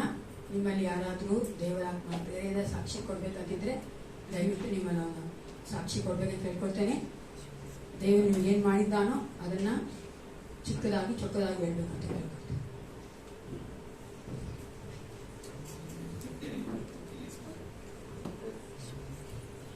ಯೇಸುವಿನ ಪರಿಶುದ್ಧ ನಾಮಕ್ಕೆ ಸ್ತೋತ್ರವಾಗಲಿ. ನಿಮ್ಮೆಲ್ಲರಿಗೂ ತಿಳಿದ ಹಾಗೆ ನಮ್ಮ ಮೈತ್ರಿನ ಕಾಂತರಾಜ್ ಅವರಿಗಾಗಿ ಸಭೆಯಲ್ಲಿರುವಂತಹ ಸುಮಾರು ಜನಗಳು ಪ್ರಾರ್ಥನೆ ಮಾಡಿದ್ದಾರೆ. ಅವನಿಗೆ ಏಪ್ರಿಲ್ 14ನೇ ತಾರೀಕು ಅವನಿಗೆ ಸ್ವಲ್ಪ ಜ್ವರ ಬಂದಿತ್ತು. ಆಮೇಲೆ ನೋಡಿದ್ರೆ ಆಸ್ಪತ್ರೆಗೆ ಹೋಗಿ ಅಡ್ಮಿಟ್ ಆದಾಗ ಪ್ರಜ್ಞೆನೇ ಇಲ್ದಿರ 1.5 ತಿಂಗಳು ಕೋಮಾಗಿ ಹೋಗ್ಬಿಟ್ಟಿದ್ದ. ಆವಾಗ ನಾನು ಎಲ್ರಿಗೂ ಪ್ರಾರ್ಥನಾ ಪೂರ್ವಕವಾಗಿ ಎಲ್ರಿಗೂ ಪ್ರಾರ್ಥನೆ ಮನವಿಗಳನ್ನು ಕಳಿಸಿದ್ದೆ. ಮತ್ತು ನಾನು ಬಹಳ ಕಾಲದಿಂದ ಈ 2 ಹೆಣ್ಮಕ್ಳು ಅವರಿಗೆ ತಂದೆಯಾಗಿ ಆಮೇಲೆ ಅವನು ಆತ್ಮೀಕ ಜೀವವನ್ನು ಹೊಂದಿಕೊಳ್ಳಬೇಕೆಂಬುದಾಗೆ ಆ ಕುಟುಂಬ ಎಲ್ಲ ಬಂದು ಸಭೆಯಲ್ಲಿ ಸಾಕ್ಷಿ ಹೇಳ್ಬೇಕು ಅಂತ ಕೇಳಿಕೊಂಡು ಪ್ರೇಯರ್ ಮಾಡ್ಕೊಂಡಿದ್ದೆ. ಈ ಪ್ರಾರ್ಥಿಸಿದಂತ ಎಲ್ಲರಿಗೂ ನಾನು ವಿಶೇಷವಾಗಿ ವಂದನೆಗಳನ್ನು ಹೇಳುವವಳಾಗಿದ್ದೇನೆ. ಅದೇ ರೀತಿಯಾಗಿ ಅವನು ಮನೆಗೆ ಬರಕ್ಕೆ ಇನ್ನೂ ಒಂದು 15 ದಿನ ಇರ್ಬೇಕಾದ್ರೆ 1.5 ತಿಂಗಳ ಒಳಗಡೆ ಡಾಕ್ಟ್ರು ಹೇಳಿದ್ರು ನಮಗೆ ಇದು ವಾಟ್ಸಪ್ ಕಾಲಲ್ಲಿ ನಂಬಬೇಡಿ, ಬದುಕೋದು ಚಾನ್ಸ್ ತೀರಾ ಕಡಿಮೆ ಐತೆ, ಯಾರಿಗೂ ಹೇಳ್ಕೋಬೇಡಿ, ನಿಮ್ಮ ಮನಸ್ಸಲ್ಲಿ ಇಟ್ಕೊಳ್ಳಿ ಅಂತ ಹೇಳಿದ್ರು. ನಮ್ಮತ್ತೆ ನಮ್ಮ ಜೊತೆನೇ ಇರೋದು, ಅವ್ರಿಗೂ 80 ವರ್ಷ ಆಗಿದೆ. ನಾನು ಅವ್ರಿಗೂ ಹೇಳಿರ್ಲಿಲ್ಲ ನಿಮ್ಮ ಮಗನಿಗೆ ಈ ಥರ ಇದೆ ಅಂತ ಅಂದ್ರು. ನಮ್ಮ ಅತ್ತೆಗೆ ಡೌಟ್ ಇತ್ತು, ಬದುಕಿ ಬರಲ್ಲ ಅವ್ನು ಇನ್ನು ಮನೆಗೆ ಅಂತ ಅಳ್ತಾ ಇದ್ರು. ಅವ್ರೂ ತೀರಾ ಹುಷಾರಿರ್ಲಿಲ್ಲ ಅವಾಗ ಅವ್ರಿಗೂ. ಅದೇ ಟೈಮಲ್ಲಿ ನಾನು ಅವ್ರನ್ನ ಬಲಪಡಿಸಿ ನಮ್ಮನೆಯಲ್ಲೂ ನಾನು ಆದಷ್ಟು ಮಟ್ಟಿಗೆ ನಾವು ಪ್ರೇಯರಲ್ಲಿ ಭಾಗವಹಿಸಿ ಆತ್ಮಕ್ಕಾಗಿ ಪ್ರಾರ್ಥನೆ ಮಾಡಿದಾಗ ಫೋನ್ ಮಾಡಿ ಹೇಳಿದ್ರು, ನಿಮ್ಮ ಮಗ ಮನೆಗೆ ಬರ್ತಾ ಇದ್ದಾನೆ, ಎಲ್ಲ ರೆಡಿ ಮಾಡ್ಕೊಳ್ಳಿ, ಬಿಲ್ಲೆಲ್ಲ ರೆಡಿ ಮಾಡಿಕೊಂಡು ಬಂದು ಕರ್ಕೊಂಡೋಗಿ ಅಂತಂದ್ರು. ಮನೆಗೆ ಬಂದ ಮೇಲೂ ಕಾಲೆಲ್ಲ ನಡೆಯೋಕ್ಕಾಗ್ತಾ ಇರಲಿಲ್ಲ, ಊಟನೂ ಮಾಡೋಕ್ಕಾಗ್ತಾ ಇರಲಿಲ್ಲ. ಈಗಿರುವಾಗ ನಾನು ಹೋಗಿ ಮಾತಾಡಿಸಿ, ಮಗನೇ ನೀನು ದೇವ್ರು ಕರ್ಕೊಂಡು ನಡೆಸ್ಕೊಂಡು ಇದುವರೆಗೂ ಬಂದಿದ್ದಾರೆ ಅಂತ ಹೇಳಿ ಮಾತಾಡಿಸಿ ಬಂದೆ. ಅವ್ರ ಕುಟುಂಬದವರು ನಿಮ್ಗೆಲ್ಲರಿಗೂ ಥ್ಯಾಂಕ್ಸ್ ಹೇಳಕ್ಕೆ ಹೇಳಿದ್ದಾರೆ. ಥ್ಯಾಂಕ್ಸ್ ಹೇಳ್ತೀನಿ ಮತ್ತೊಮ್ಮೆ ಎಲ್ಲರಿಗೂ. ಆಮೇಲೆ ನಾನು ಕಳೆದ ಭಾನುವಾರ ನಮ್ಮದು ಮದುವೆ ಆನಿವರ್ಸರಿ ಇತ್ತು, 8th 9th ನಾನು ಹೋಗಿ ಕೋವಿಶೀಲ್ಡ್ ಇಂಜೆಕ್ಷನ್ ಹಾಕಿಸ್ಕೊಂಡೆ ಕೊಲಂಬಿಯಾ ವಿಷಯದಲ್ಲಿ. ಅವತ್ತೆಲ್ಲ ನನಗೇನು ಆಗಲಿಲ್ಲ. ಮಂಗಳವಾರ ಸ್ಟಾರ್ಟ್ ಆಯಿತು. ಮಂಗಳವಾರ ಬೆಳಗ್ಗೆಯಿಂದ ವಿಪರೀತ ತಲೆನೋವು, ವಿಪರೀತ ಅಲರ್ಜಿ, ಸ್ಕಿನ್ ಅಲರ್ಜಿ ಆಯಿತು. ಮಗಳು ಜೋಸ್ಪಿನ್ ಅವರು ಕಳೆದ ವಾರ ವಾಕ್ಯ ಕೊಟ್ಟಿದ್ರು, ನೀವು ಯಾವುದೇ ರೀತಿಯಲ್ಲಿ ತೆರೆಗಳು ಅಲೆಗಳ ಮಧ್ಯದಲ್ಲಿ ಹೋಗ್ಬೇಕಾದ್ರೂ ನಂಬಿಕೆ ಅನ್ನೋದು ಇರಬೇಕು, ನಾವು ಆಮೇಲೆ ವಿಶ್ವಾಸ ಅನ್ನೋದು ಇರಬೇಕು ಅಂತ ಹೇಳಿದ್ರು. ನಾನು ಅವ್ರು ಹೇಳಿದ ವಾಕ್ಯನ ಹಿಡ್ಕೊಂಡು ಈ ವಾರ ನಾನು ಬರ್ತೀನೋ ಇಲ್ವೋ ಅಂತ ನನಗೆ ಡೌಟ್ ಆಗಿತ್ತು, ವಾರದಲ್ಲಿ ಬರ್ತೀನೋ ಇಲ್ವೋ ಅಂತ. ಅದರ ಮಧ್ಯದಲ್ಲಿ ದೇವರು ನನ್ನನ್ನು ಬಲವಾಗಿ ನಡೆಸಿಕೊಂಡು ಆತನ ಕೃಪೆಯೊಟ್ಟಿಗೆ ನನ್ನನ್ನು ಕರೆಕೊಂಡು ಇಲ್ಲಿ ಸಾಕ್ಷಿ ಹೇಳುವ ಹಾಗೆ ಕೃಪೆ ಮಾಡಿದ್ದ ದೇವರಿಗೆ ಅನಂತ ಧನ್ಯವಾದಗಳನ್ನು ಹೇಳುವಳಾಗುತ್ತೇನೆ.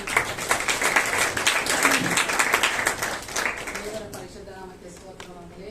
4ನೇ ತಿಂಗಳು 5ನೇ ಫಸ್ಟ್ ವೀಕ್ ಅಲ್ಲಿ ನಮಗೆ ಕೋವಿಡ್ ಅಟ್ಯಾಕ್ ಆಗಿ ನಮ್ಮ ಮನೆ 4 ಜನಕ್ಕೂ ನಮಗೆ ಕೋವಿಡ್ ಅಲ್ಲಿ ತುಂಬಾ ಕಷ್ಟಪಟ್ವಿ. 4 ಜನ ಫಸ್ಟ್ ನಮ್ಮ ಯಜಮಾನ್ರಿಗೆ ಬಂತು, ಆಮೇಲೆ ನನಗ್ ಬಂತು, ಆಮೇಲೆ 2 ಮಕ್ಕಳಿಗೂ. ನಾವು 4 ಜನಕ್ಕೂ ತುಂಬಾನೇ ನನಗೂ ನಮ್ಮ ಯಜಮಾನ್ ತುಂಬಾನೇ ಇದಾಯ್ತು. ಮಕ್ಕಳಿಗೇನು ಅಷ್ಟು ಅಟ್ಯಾಕ್ ಆಗ್ಲಿಲ್ಲ. ಆದ್ರೂ ದೇವರ ಕೃಪೆಯಿಂದ ನಾನ್ ಮನೇಲಿ ಅನ್ಕೊಂಡೆ, ಯಪ್ಪ ನಾವು 4 ಜನಕ್ಕೂ ಬಂದಿದೆ, ಊಟ ಹೆಂಗೆ, ಮನೆ ಕುಟುಂಬ ಹೆಂಗ್ ನಡ್ಸೋದು, ಯಾರ್ ಸಹಾಯಪ್ಪ ದೇವರೇ ಅಂತ. ನಾನು ಅದಕ್ ಮುಂಚೆ ನಾವು ಪ್ರೇಯರ್ ಅಲ್ಲಿ ಇದ್ವಿ, ನಾವು ಪ್ರೇಯರ್ ಗ್ರೂಪ್ ನಡೆಸ್ತಾ ಇದ್ವಿ, ನಮ್ಮ ಫೋನ್ಗಳಲ್ಲಿ ಪ್ರೇಯರ್ ಮಾಡ್ತಾ ಇದ್ವಿ. ಅದು ಏನ್ ಶೋಧನೆ ಗೊತ್ತೆ, ಅದಕ್ಕೆ ಮುಂಚೆ 40 ದಿವಸ ನಾನು ಫಾಸ್ಟಿಂಗ್ ಸಹ ಇದೆ. ನಮ್ಮ ಕುಟುಂಬ ರಕ್ಷಣೆಗಾಗಿ, ಕೆಲವು ಕಾರ್ಯಗಳಿಗಾಗಿ 40 ದಿವಸ ನಾನು ಫಾಸ್ಟಿಂಗ್ ಇದ್ದು ದೇವರ ಹತ್ರ ಪ್ರೇಯರ್ ಮಾಡ್ತಾ ಇದ್ದೆ. ಅದು ಮುಗಿದು ಒಂದು 15 ದಿವಸಕ್ಕೇನೆ ಇದು ಸ್ಟಾರ್ಟ್ ಆಗಿದ್ದು. ಅವಾಗ ನಾನ್ ಎನ್ಸ್ಕೊಂಡೆ, ನಮ್ಮ ಯಜಮಾನ್ರಿಗೆ ಬಂತಲ್ಲ ಇದೇನಪ್ಪ, ನಾವೆಲ್ಲಿ ಹೊರಗಡೆನೂ ಹೋಗ್ತಾ ಇರ್ಲಿಲ್ಲ ಮನೆ ಬಿಟ್ಟು. ಅವ್ರು ಬಂದಿದ್ದಾದ್ಮೇಲೆ ನನಗ್ ಬಂತು. ಆಮೇಲೆ ನಮ್ಮ ಮನೆಯವರೆಲ್ಲ, ನಮ್ಮ ಕುಟುಂಬದವರೆಲ್ಲ ಇವ್ರ ಕುಟುಂಬ ಈ ತರ ಆಯ್ತಲ್ಲ ಅಂದ್ಬಿಟ್ಟು ಎಲ್ಲಾರು ಫೋನ್ಗಳು ಮಾಡಿ ಕೇಳೋದಕ್ಕೆ ಸ್ಟಾರ್ಟ್ ಮಾಡಿ. ನಮ್ಮ ತಂಗಿಯವರು, ನಮ್ಮ ತಂದೆ ತಾಯಿಯಲ್ಲಿ ಏನಮ್ಮ ಇದು ಅಂತ ಅಂದ್ಬಿಟ್ಟು, ನೀವು ಇಂಜೆಕ್ಷನ್ ಹಾಕಿಸ್ಕೊಂಡಿಲ್ಲ, ಏನು ಇಲ್ಲ, ನೀವ್ ಈ ತರ ನೆಗ್ಲೆಕ್ಟ್ ಮಾಡ್ತೀಯ ನೀನು ಅಂದ್ಬಿಟ್ಟು ನಾನ್ ದೇವರಿಗೆ ಒಪ್ಪಿಸ್ಕೊಟ್ಬಿಟ್ಟೆ. ದೇವರೇ ನಿನ್ ಚಿತ್ತ, ಈ ಶೋಧನೆಗಳ ಮಧ್ಯದಲ್ಲಿ ನೀನ್ ಸಹಿಸ್ಕೊಂತ ಹೇಳಿದ್ದೆ, ನಾನು ಸಹಿಸ್ಕೊಡ್ತೀನಿ. ಏನೇ ಬಂದು ನೀನು ನಾಮ ಮಹಿಮೆ ಪಡಬೇಕು. ಯಾಕಂದ್ರೆ ನನ್ನ ಕುಟುಂಬದಲ್ಲಿ ಇನ್ನೂ ಯಾರ ರಕ್ಷಣೆಗೆ ಬಂದಿಲ್ಲ, ನಾನು ಒಬ್ಬಳು ಬಂದಿದ್ದೀನಿ. ಒಬ್ಬಳಲ್ಲಿ ಕೆಲವು ಶೋಧನೆಗಳು, ನಮ್ಮ ಮಗಳು ಮದುವೆ ಆದ 1 ವರ್ಷಕ್ಕೆ ಸ್ಟಾರ್ಟ್ ಆಗಿದ್ದು, ಇದುವರೆಗೂ ನಡೀತಾನೆ ಇದೆ. ಏನೇ ಬರ್ಲಿ ಎಸಪ್ಪ, ನಾನು ತಲೆ ಎತ್ಕೊಂಡು ನಡೆಯಾಗ ನೀನು ಕೃಪೆ ತೋರಿಸ್ಬೇಕು. ಈ ಶೋಧನೆ ಮೇಲೆ ನೀನು ಯಾರೆಂಬುದು ನಾನು ಪ್ರಕಟಣೆ ಪಡಿಸ್ಬೇಕು ದೇವ್ರೆ ಅಂದ್ಬಿಟ್ಟು ಒಂದು ಬಲವಾಗಿ ನಿಂತು ನಾನು ಪ್ರೇಯರ್ ಮಾಡ್ಕೊಂಡು, ನನಗೋಸ್ಕರ ನಮ್ಮ ಸಭೆಯಲ್ಲಿ ಪ್ರೇಯರ್ ಮಾಡಿದ್ದಾರೆ ತುಂಬಾ ಜನ. ಮಾಡುವಾಗ ದೇವ್ರು ನನಗೆ ಒಂದು ವಾಕ್ಯ ನನಗೆ ತೋರಿಸ್ಕೊಡಿ, ಕಷ್ಟ ಕಾಲದಲ್ಲಿ ನೀನು ನನ್ನನ್ನು ಕೂಗಿ ಕರೆ, ನಾನು ನಿನಗೆ ಬಿಡುಗಡೆ ಮಾಡ್ತೀನಿ, ನೀನು ನನ್ನ ಮಹಿಮೆ ಪಡಿಸ್ತೀನಿ ಅಂತ. ಆ ವಾಕ್ಯ ನನ್ನಲ್ಲಿ ಪದೇ ನನ್ನ ಬಾಯಲ್ಲಿ ಬರ್ತಾ ಇತ್ತು. ದೇವರೇ ನಿನಗೆ ಸ್ತೋತ್ರ ಅಂತ ಹೇಳುವಾಗ ನಾನ್ ಅನ್ಕೊಂಡೆ, ಅಡಿಗೆ ಮಾಡ್ಬೇಕಲ್ಲ, ನಾನು ಒಳಗಡೆ ಹೋಗಕ್ಕಾಗಲ್ಲ, ಇವ್ರ ಊಟ ಏನಪ್ಪಾ ಮಾಡೋದು, 5 ಜನಕ್ಕೂ ನಾನು 4 ಜನಕ್ಕೂ ಇವ್ರ ಊಟ ಹೆಂಗ್ ನಾನು ಇದ್ ಮಾಡೋದು ಅನ್ನುವಾಗ ದೇವ್ರ ಹತ್ರ ಕೇಳುವಾಗ, ದೇವ್ ನನ್ನ ಫ್ರೆಂಡು, ನಾವು ಜೊತೆಯಲ್ಲಿ ಓದಿದ್ ಹುಡುಗಿ, ನಮ್ಮ ಮನೆಗೆ ಆಗ ಬರ್ತಾ ಇದ್ರು, ಹೊಸಕೋಟೆನೆ ನಮ್ಮ ತಾಯಿ ಮನೆ ಕಡೆ ಅವ್ರೆ, ಅವನಿಗೆ ಜ್ಞಾಪಕ ಪಡಿಸಿದ್ರು ನನಗೆ. ಆಮೇಲೆ ಕೇಳಿದೆ, ಸುನೀತಾ ನಮ್ಗೆ ಈ ತರ ಅಡಿಗೆ ಮಾಡ್ಕೊಡಕ್ ಆಗುತ್ತಾ ಒಂದು ಸ್ವಲ್ಪ ದಿವಸ ಅಂತ ಕೇಳಿದಕ್ಕೆ, ಅಯ್ಯೋ ಮಾಡ್ಕೊಡ್ತೀನಿ, ಫಸ್ಟ್ ಇನ್ ಆರೋಗ್ಯ ನೋಡ್ಕೋ. ಅವಾಗ ದೇವ್ರು ಎಷ್ಟು ಥ್ಯಾಂಕ್ಸ್ ಹೇಳ್ಬೇಕೋ ಗೊತ್ತಿಲ್ಲ, ನನಗೆ ತುಂಬಾನೇ ಖುಷಿ ಆಯ್ತು. ನನಗೆ 1 ತಿಂಗಳು ಹುಡುಗಿ ಪಾಪ ಅಡಿಗೆ ಮಾಡಿ ಮನೆಗೆ ಸಪ್ಲೈ ಮಾಡ್ತಾ ಇದ್ರು. ದೇವರಿಗೆ ಕೋಟಿ ಸ್ತೋತ್ರ. ನಾನು ಎನಿಸ್ಕೊಂಡೆ, ಯಾರಪ್ಪ ಸಹಾಯ ದೇವ್ರ ಜ್ಞಾಪಕ ಪಡಿಸಿದ್ರು, ಆ ಹುಡುಗಿ ಅದೇ ತರನೇ ಇದ್ ಮಾಡಿದ್ರು. ಆ ದಿನ ಆಮೇಲೆ ನೆಕ್ಸ್ಟ್ ನಮ್ಮ ಮನೆ ಮುಂದೆಗಡೆ ಬರೀ ನಾನ್ ವೆಜ್. ಆ ದಿನದಲ್ಲಿ ನಾವು ಅನ್ಕೊಂಡೇ ಇರ್ಲಿಲ್ಲ, 2-3 ವಾರದಲ್ಲಿ ನಮ್ಗೆ ನಾನ್ ವೆಜ್ ಪಾಪ ಅವ್ರು ಮಾಡಿ ತಂದು ಕೊಟ್ಟು ನಮ್ಮನ್ನ ಬಲಪಡಿಸಿ ನೀವು ಧೈರ್ಯವಾಗಿದೆ ಅಂತ ಅವ್ರ ಅನ್ಯ ಜನರಾದ್ರೂ ನಮ್ಗೆ ದೇವರ ಕೃಪೆಯಿಂದ ಅವರಿಂದ ಸಹಾಯ ನಮ್ಗೆ ಮಾಡಂಗ್ ಮಾಡಿದ್ರು. ಅದು ದೇವರಿಗೆ ಕೋಟಿ ಸ್ತೋತ್ರ. ನಮ್ಗೆಲ್ಲ ಬಿಡುಗಡೆ ಮಾಡಿದ್ರು ದೇವ್ರ ಕೋವಿಡ್ ನಿಂದ.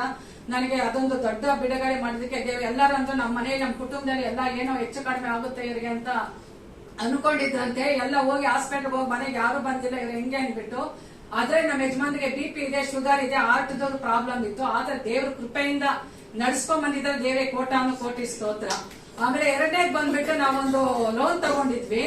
ಆ ಲೋನ್ ತೀರ್ಸೋದಕ್ಕೆ ತುಂಬಾನೇ ಸ್ವಲ್ಪ ಪ್ರಾಬ್ಲಮ್ ಆಗ್ತಾ ಇತ್ತು. ಆದ್ರೆ ದೇವ್ರ ಕೃಪೆ ನನ್ನ ಪ್ರೇಯರ್ ಅಲ್ಲಿ ಇಟ್ಟಿದೆ. ದೇವ್ರೆ ನಮ್ಗೆಲ್ಲ ಕೊಟ್ಟಿದ್ಯಾ, ಲೋನ್ ನಾವು ಮಾಡಬಾರ್ದಾಗಿತ್ತು, ಮಾಡ್ಬಿಟ್ಟಿದ್ದಾರೆ. ಇದು ಹೆಂಗೆ ತೀರ್ಸ್ಬೇಕು ನನಗೆ ಗೊತ್ತಿಲ್ಲ, ನಿನ್ ಸಹಾಯ ಮಾಡ್ಬೇಕು ಇದಕ್ಕಾಗಿ ಅಂತ ಅಂದ್ಬಿಟ್ಟು ನಮ್ಮ ಮಗಳು ಇದರಿಂದ ಲೋನ್ ತಗೊಂಡಿದ್ದ. ಅವ್ಳು ಮದ್ವೆ ಆಯ್ತು, ಇವಾಗ ಲೋನ್ ಅವಳ ಮೇಲೆ ಇರಬಾರ್ದು ಎಸಪ್ಪ, ಇದು ನಾನು ತಪ್ಪು ಮಾಡಿದೀವಿ, ನಾವು ಇದಕ್ಕೆ ಕ್ಷಮಾರ್ಪಣೆ ಕೇಳ್ಕೊಟ್ಟಿದ್ವಿ, ಬಿಡುಗಡೆ ಮಾಡ್ಬೇಕು ಅಂತ ಕೇಳಿದಕ್ಕೆ ದೇವ್ರು ಅದನ್ನ ಅದ್ಭುತವಾಗಿ ಲೋನ್ ಇಂದ ಬಿಡುಗಡೆ ಮಾಡಿ ದೇವ್ರು ಅದನ್ನ ದೊಡ್ಡ ಬಿಡುಗಡೆ ಮಾಡಿಕೊಟ್ರು. ದೇವರಿಗೆ ಕೋಟಿ ಸ್ತೋತ್ರ.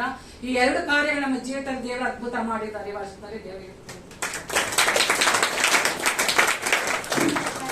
ಸ್ತೋತ್ರವಾಗಲಿ. ಹೋದ ವಾರ ಮೀಟಿಂಗ್ ತುಂಬಾ ಚೆನ್ನಾಗಿತ್ತು. ನಮ್ಗೆ ತುಂಬಾ ಸಂತೋಷ ಆಯ್ತು, ತುಂಬಾ ಪ್ರಯೋಜನವೂ ಆಯ್ತು. ದೇವ್ರು ನಮ್ ಜೊತೆ ಜಾಸ್ತಿ ಮಾತಾಡಿದ್ರು, ಯಾವ ತರ ನಡ್ಕೊಳ್ಬೇಕಂತಾನೆ ಹೇಳ್ಕೊಟ್ರು. ಅದಕ್ಕಾಗಿ ನಾ ದೇವ್ರ ಕೋಟಿ ಸ್ತೋತ್ರ ಹೇಳ್ತೀನಿ. ನಾ ಮೀಟಿಂಗ್ ಅಟೆಂಡ್ ಮಾಡೋ ತರ ದೇವ್ರ ಕೃಪೆ ಕೊಟ್ಟಿದ್ದಕ್ಕೂ ಎಲ್ಲ ದೇವ್ರ ಕಾರ್ಯನೇ, ಅದಕ್ಕಾಗಿ ಸ್ತೋತ್ರ ಹೇಳ್ತೀನಿ.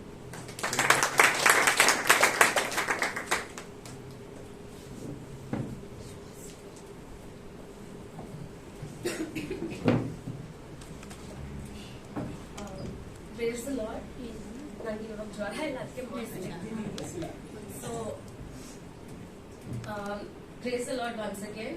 ಸೊ ನನ್ನ ಸ್ಟಡೀಸ್ ಎಲ್ಲ ಮುಗೀತು. ನಾನು 22 years ನನ್ನ ಸ್ಟಡೀಸ್ ಎಲ್ಲ ಕಂಪ್ಲೀಟ್ ಮಾಡಿದೆ. ದೇವ್ರ ಕೃಪೆಯಿಂದ ಒಳ್ಳೆ ಮಾರ್ಕ್ಸ್ ಅಲ್ಲಿ more than what I think ನನಗೆ ಸಿಗ್ಬೇಕಂತ ಇದ್ದಿದ್ದು. ಅದಕ್ಕೆ ನನ್ನ ಹೆಚ್ಚಾಗಿ ಒಳ್ಳೆ ರೀತಿಯಲ್ಲಿ ದೇವ್ರು ನನಗೆ ಕಂಪ್ಲೀಟ್ ಮಾಡೋದಕ್ಕೆ ಸಹಾಯ ಮಾಡಿದ್ರು. ಆಮೇಲೆ ಕೆಲ್ಸದ ವಿಷಯದಲ್ಲೂ ನನ್ಗೆ ತುಂಬಾ ಟೆನ್ಷನ್ ಆಗಿದ್ರು. ಬರೀ 2 ತಿಂಗಳಾಗಿತ್ತು ಸ್ಟಡೀಸ್ ಆಗಿ.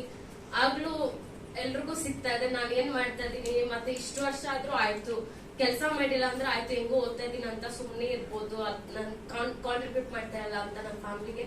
ಆದ್ರೆ ಇವಾಗ ಸುಮ್ನೆ ಇರೋದ ಒಂಥರ ಗಿಲ್ಟಿ ಆಗಿತ್ತು.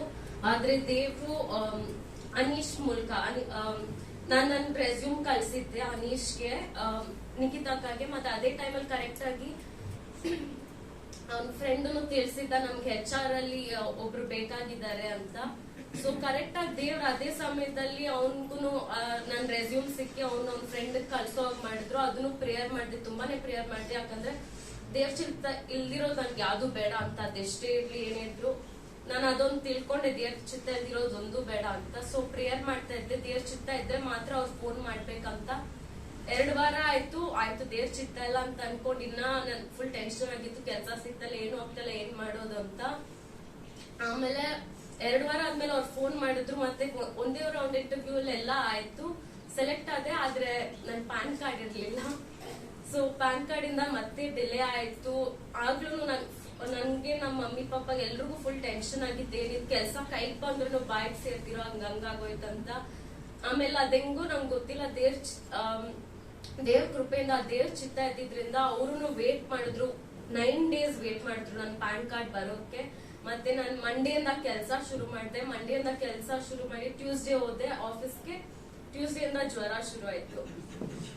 ಸ್ಟಾರ್ಟಿಂಗ್ ವೀಕೆ ಜ್ವರ ಫುಲ್. ನಂಗೆ 4 days ನಂಗೆ ಮೈ ಹುಷಾರಿಲ್ದಿರ ಆಯ್ತು. ಆಗ್ಲೂ ಬೆಳಿಗ್ಗೆ ಎದ್ದು ಕೆಲಸ ಮಾಡ್ಬೇಕು. ಮತ್ತೆ ನಮ್ಮ ಮಮ್ಮಿನೂ ಪಪ್ಪನು ತುಂಬಾ ಚೆನ್ನಾಗಿ ನೋಡ್ಕೊಂಡ್ರು. ಬಟ್ ಕೆಲಸ ಮಾಡ್ಬೇಕು, ಮತ್ತೆ ಮೈ ಹುಷಾರಿಲ್ದಿರ ಸ್ಟಾರ್ಟಿಂಗ್ ಅಲ್ಲಿ ಹೆಂಗಾಯ್ತಂತ ಅದ್ ಬೇರೆ ಒಂಥರ ಇತ್ತು.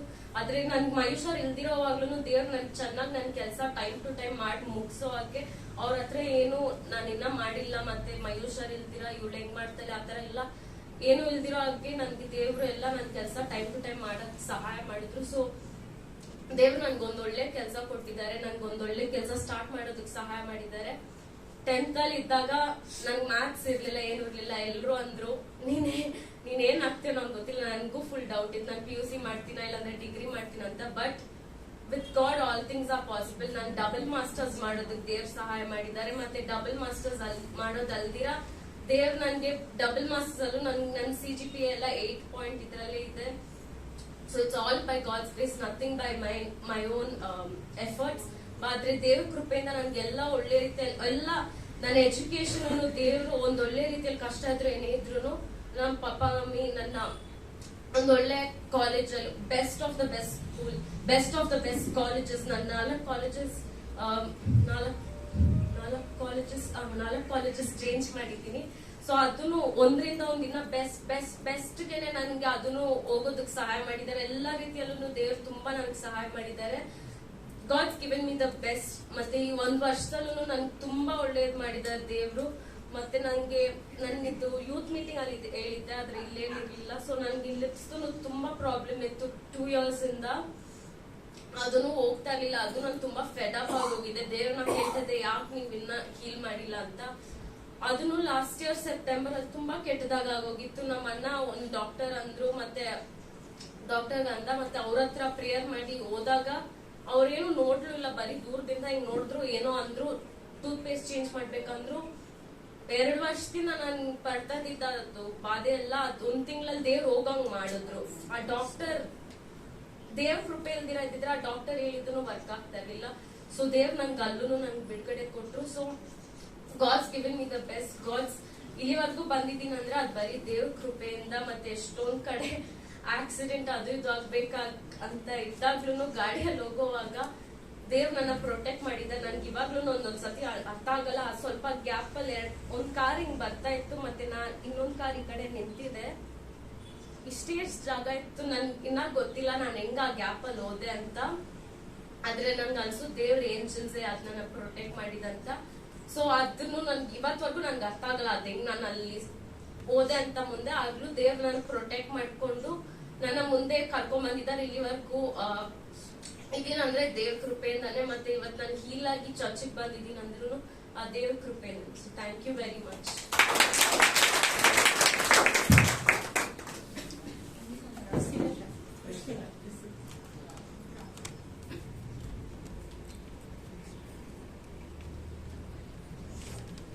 ದೇವ್ರ ನಮ್ಗೆ ಸ್ತೋತ್ರ ಮಾಡಿ. August 2 ನನ್ನ ಮಗ ಕೆಲ್ಸಕ್ಕೆ ಹೋಗೋಣ. ದೊಂಡೂರ್ ಹತ್ರ ಇನ್ನೂ 10 kilometers ಇರೋದ್ರಲ್ಲಿ ಅವ್ನಿಗೆ ಗೊತ್ತಿಲ್ಲ ಯಾವ ರೀತಿ ಗಾಡಿ ಸ್ಕಿಡ್ ಆಗ್ತಾ ಇದ್ದಾರೆ. ಗಾಡಿ ಸ್ಕಿಡ್ ಆಗಿ ಅವ್ನು ಬಿದ್ಮೇಲೆ ಮತ್ತೆ ಅವ್ರ ಆಫೀಸಲ್ಲೆಲ್ಲ ಕರ್ಕೊಂಡೋಗಿ ಅವ್ನ ಹಾಸ್ಪಿಟಲ್ ತೋರಿಸಿ ಮತ್ತೆ ಮನೆಗೆ ಓಲೋ ಆಟೋ ಮಾಡಿ ಕಳಿಸಿದ್ರು. ಆದ್ರೆ ನಾನು ಮೂಳೆಗೆ ತುಂಬಾ ಪೆಟ್ಟು ಬಿದ್ದಿದೆ ಅನ್ಕೊಂಡೆ. ಆದ್ರೆ ದೇವರು, ಮನುಷ್ಯರೆಲ್ಲರೂ ಕೈ ಬಿಟ್ರು ದೇವ್ರು ಮಾತ್ರ ನಮ್ಮನ್ನ ಕೈ ಬಿಡೋದಿಲ್ಲ. ನಾನು ಅನ್ಕೊಂಡೆ ದೇವ್ರೆ ನಾನು ಬ್ಲೈಂಡು, ನನ್ಗೆ ಯಾರು ಸಹಾಯ ಮಾಡ್ತಾರೆ, ನಾನು ಯಾರ ಹತ್ರ ಹೋಗ್ಬೇಕು, ನನಗಿರೋದು ಒಬ್ಬನೇ ಮಗ ಅಲ್ವಾ ಅಂತ ನಾನು ಆ ರೀತಿ ಯೋಚನೆ ಮಾಡಿದಾಗ ದೇವರು ನೀನಿಂದ ಎಂದಿಗೂ ನಾನು ಕೈ ಬಿಡೋದಿಲ್ಲ, ನಿನ್ ಕೈ ಹಿಡಿದು ನಡೆಸ್ತೀನಿ. ಇದುವರೆಗೂ ಗಂಡ ಎಲ್ಲ ಕೈ ಬಿಟ್ರು ನಿನ್ನನ್ನು ನನ್ನ ಮೇಲೆ ತಂದಿಲ್ಲ, ಅದೇ ರೀತಿ ನಿನ್ನನ್ನು ಮೇಲೆ ತರ್ತೀನಿ ಅಂತ ಹೇಳಿ ಮತ್ತೆ ನಮ್ಮ ಅತ್ತೆ ಮಗಳು ಕಡೆದು ಇಲ್ಲಿ ಬಾ ನಾನು ತೋರಿಸಿ ಅಂತ ಹೇಳಿ ಅಲ್ಲಿ ಹೋದೆ. ಅಲ್ಲೂ ಸಹ ಆಯ್ತು, ಬಟ್ ಬೋರ್ಗೇನೆ ಎಫೆಕ್ಟ್ ಆಗಿದೆ ಅಂತ ತಿಳ್ಕೊಂಡಿದೆ. ಮತ್ತೆ ಅವರು ಒಂದು ಅಡ್ರೆಸ್ ಕೊಟ್ರು. ಮತ್ತೆ ಡಿ ಕ್ರಾಸ್ಗೆ ಹೋಗಿ ತೋರಿಸಿದಾಗ ಏನು ಆಗಿಲ್ಲಮ್ಮ, ನಾನು ಕೊಡೋದು ಇಂಜೆಕ್ಷನ್ ಟ್ಯಾಬ್ಲೆಟ್ಸ್ ಯೂಸ್ ಮಾಡಿದ್ರೆ ಸಾಕು ಅಂತಂದ್ರು. ಬಟ್ ಗಾಡ್ ಗ್ರೇಸ್ ಯಾವುದೇ ರೀತಿ ಬೋರ್ಗೆ ಏನು ಪ್ರಾಬ್ಲಮ್ ಆಗದೆ ದೇವ್ರು ಒಳ್ಳೆ ಆರೋಗ್ಯ ಬಲವನ್ನು ಕೊಟ್ಟು ಇವತ್ತು ನಾವು ಚರ್ಚಿಗೆ ಬಂದಿದ್ದೀವಿ. ಅದೇ ದೇವ್ರ ಕೃಪೆ. ದೇವರಿಗೆ ಎಷ್ಟು ಸ್ತೋತ್ರ ಸಲ್ಲಿಸು. ನಿಮ್ಗೆಲ್ಲರಿಗೂ ತುಂಬಾ ಥ್ಯಾಂಕ್ಸ್. ಉತ್ತಮವಾದಂತ ಯೇಸು ಕ್ರಿಸ್ತನು ಉತ್ತಮವಾದ ಕಾರ್ಯಗಳನ್ನ ನಮ್ಮ ಮಕ್ಕಳಿಗೆ ಕೊಡ್ತಾನೆ. ನಮ್ಮೆಲ್ಲರ ಜೀವಿತಗಳಲ್ಲಿ ಎಷ್ಟು ಅದ್ಭುತಗಳನ್ನ ಅತಿಶಯಗಳನ್ನ ದೇವರು ಮಾಡಿದ್ದಾನಂದ್ರೆ ವರ್ಣಿಸಲು ಅಸಾಧ್ಯ. ನಾವು ಉಸಿರಾಡ್ತಾ ಇದ್ದೇವೆ, ಒಳ್ಳೆ ಜೀವಿತ ಮಾಡ್ತಾ ಇದ್ದೇವೆ, ಒಳ್ಳೆ ಊಟ ಕೊಟ್ಟಿದ್ದಾನೆ, ಒಳ್ಳೆ ಮನೆ ಕೊಟ್ಟಿದ್ದಾನೆ, ಒಳ್ಳೆ ಸಂಬಂಧಗಳನ್ನ ಕೊಟ್ಟಿದ್ದಾನೆ. ದೇವರು ನಮ್ಮೊಂದಿಗಿದ್ದಾನೆ ಅಂದ್ರೆ ಅದು ದೇವರ ಶುದ್ಧ ಕೃಪೆ. ಅನೇಕರು ಲೋಕದಲ್ಲಿ ಕಷ್ಟಪಡ್ತಾ ಇದ್ದಾರೆ, ನಮ್ಮನ್ನಾದರೂ ದೇವರು ಎಷ್ಟು ಚೆನ್ನಾಗಿ ಇಟ್ಟಿದ್ದಾನಲ್ಲ. ಅದಕ್ಕೆ ನಾವು ಪ್ರತಿ ಕ್ಷಣ ಆತನಿಗೆ ಸ್ತೋತ್ರ ಮಾಡುವವರಾಗಿದ್ದೇವೆ, ವಾಕ್ಯ ಬಾಕಿ ಹೋಗುವವರಾಗಿದ್ದೇವೆ. ನಾವೆಲ್ಲರೂ ಕಣ್ಣುಗಳ ಮುಚ್ಚಿಕೊಂಡವರಾಗಿ ಏಸಪ್ಪನ ಹತ್ರ ಕೇಳ್ಕೊಳ್ಳೋಣ ಪ್ರಿಯರೇ. ವಾಕ್ಯ ಸ್ವರೂಪ ದೇವರು ನಮ್ಮೊಂದಿಗೆ ಮಾತನಾಡಲಿ. ಹಾಲೆಲೂಯಾ, ಸ್ತೋತ್ರ. ನಿನ್ ವಾಕ್ಯ ಓದುವ ಸಮಯದಲ್ಲಿ ಗುರುವಾಗಿರು, ಪ್ರಾರ್ಥಿಸುವ ಸಮಯದಲ್ಲಿ ದೇವರಾಗಿರು. ನಿನ್ ವಾಕ್ಯ ಓದುವ ಸಮಯದಲ್ಲಿ ಗುರುವಾಗಿರು, ಪ್ರಾರ್ಥಿಸುವ ಸಮಯದಲ್ಲಿ ದೇವರಾಗಿರು. ನನ್ನ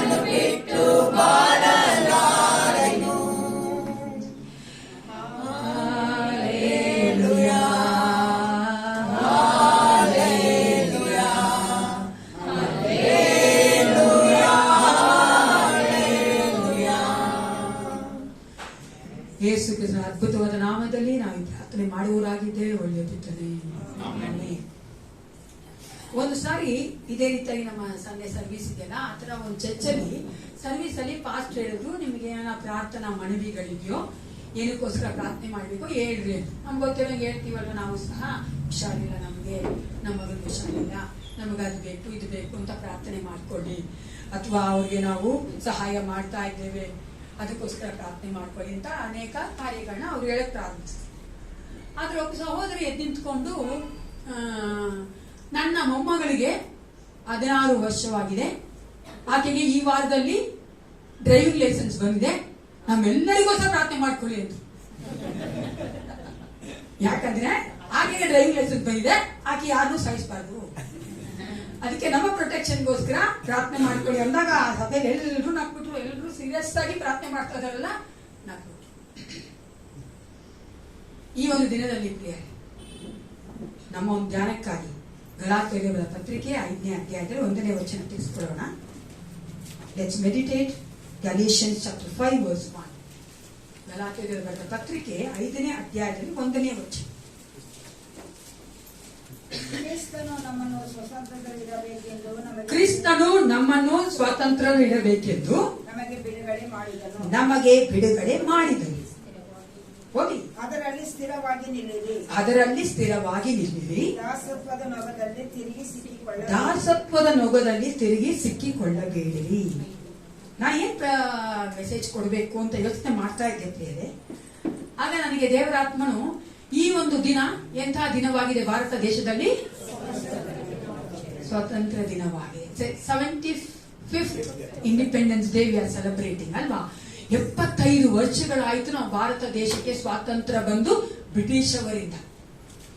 ಆದ್ರೆ ಏಸಪ್ಪ ಬರೋವರೆಗೂ ನಮ್ಗೆ ಎಲ್ಲರಿಗೂ ಸಂಪೂರ್ಣವಾದ ಬಿಡುಗಡೆ ಬರಬೇಕಾಗಿದೆ ಈ ಲೋಕದಿಂದ, ಪಾಪದಿಂದ, ಸೈತಾನಿಂದ, ಎಲ್ಲಾ ಕಾರ್ಯಗಳಿಂದ, ಈ ಲೋಕದ ಕಾರ್ಯಗಳಿಂದ. ಆದ್ರೆ ಭಾರತ ದೇಶಕ್ಕೆ 75 ವರ್ಷ ಆಯ್ತಲ್ಲ, ಅದಕ್ಕಾಗಿ ಈ ವಾಕ್ಯ ನನಗೆ ಬಂತು. ದೇವರು ನಮ್ಮನ್ನ ಸ್ವಾತಂತ್ರ್ಯ ಇರಿಸಬೇಕೆಂದೇ ನಮ್ಮನ್ನೇನ್ ಮಾಡಿದ್ರೆ ಬಿಡುಗಡೆ ಮಾಡಿದ್ದಾನೆ. He has given us the freedom to be in the freedom. So only he has set us free. ನಮ್ಮನ್ನ ಆತನು ಆ ಬಿಡುಗಡೆ ಮಾಡಿರೋದೇ ನಾವು ಸ್ವಾತಂತ್ರ್ಯವಾಗಿರಬೇಕೆಂದು. ಈ ಗಲಾತ್ಯರ ಪತ್ರಿಕೆ ನೋಡ್ಬೇಕಾದ್ರೆ ನೀವು ಪೌಲ ಗಲಾತ್ಯರಿಗೆ ಈ ಒಂದು ವಚನ ಬರೀತಾ ಇದ್ದಾರೆ ಅಲ್ವಾ. ಇದರ ಒಂದು ಬ್ಯಾಕ್ ಗ್ರೌಂಡ್ ಅಥವಾ ನೀವು ಹಿನ್ನೆಲೆ ನೋಡುವುದಾದ್ರೆ ಅಪೊಸ್ತಲರ ಕೃತ್ಯ 15, 10 ಮತ್ತು 11ನೇ ವಚನ ಯಾರಾದ್ರೂ ಒಬ್ರು ಓದಿಕೊಳ್ಳೋಣ.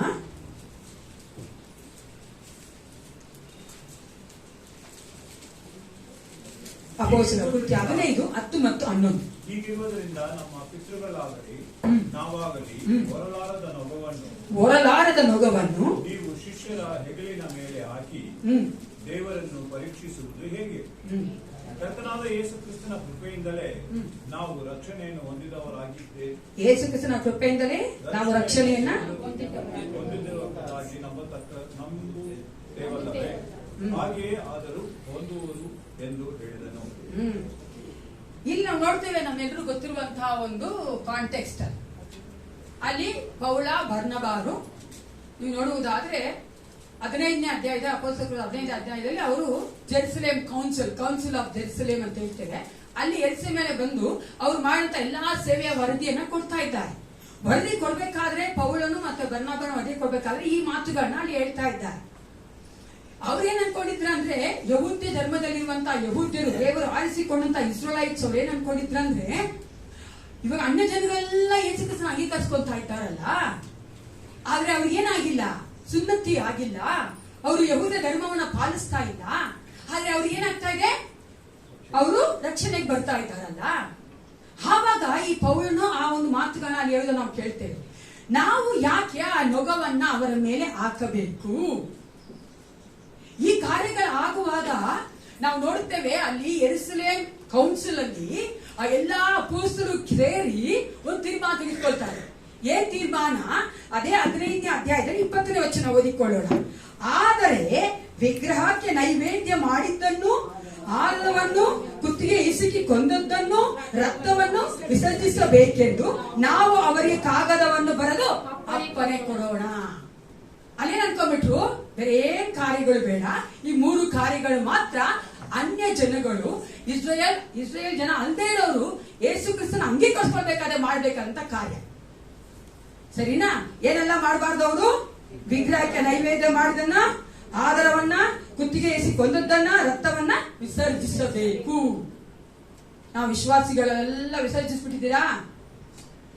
ಆಮೇಲೆ ಅಲ್ಲೋ ಏನ್ ವಿಸರ್ಜಿಸೋಣ ಗೊತ್ತಾಗ್ತಾ ಇಲ್ವಾ? ಬಿಟ್ಟು ಬಿಡ್ಬೇಕು.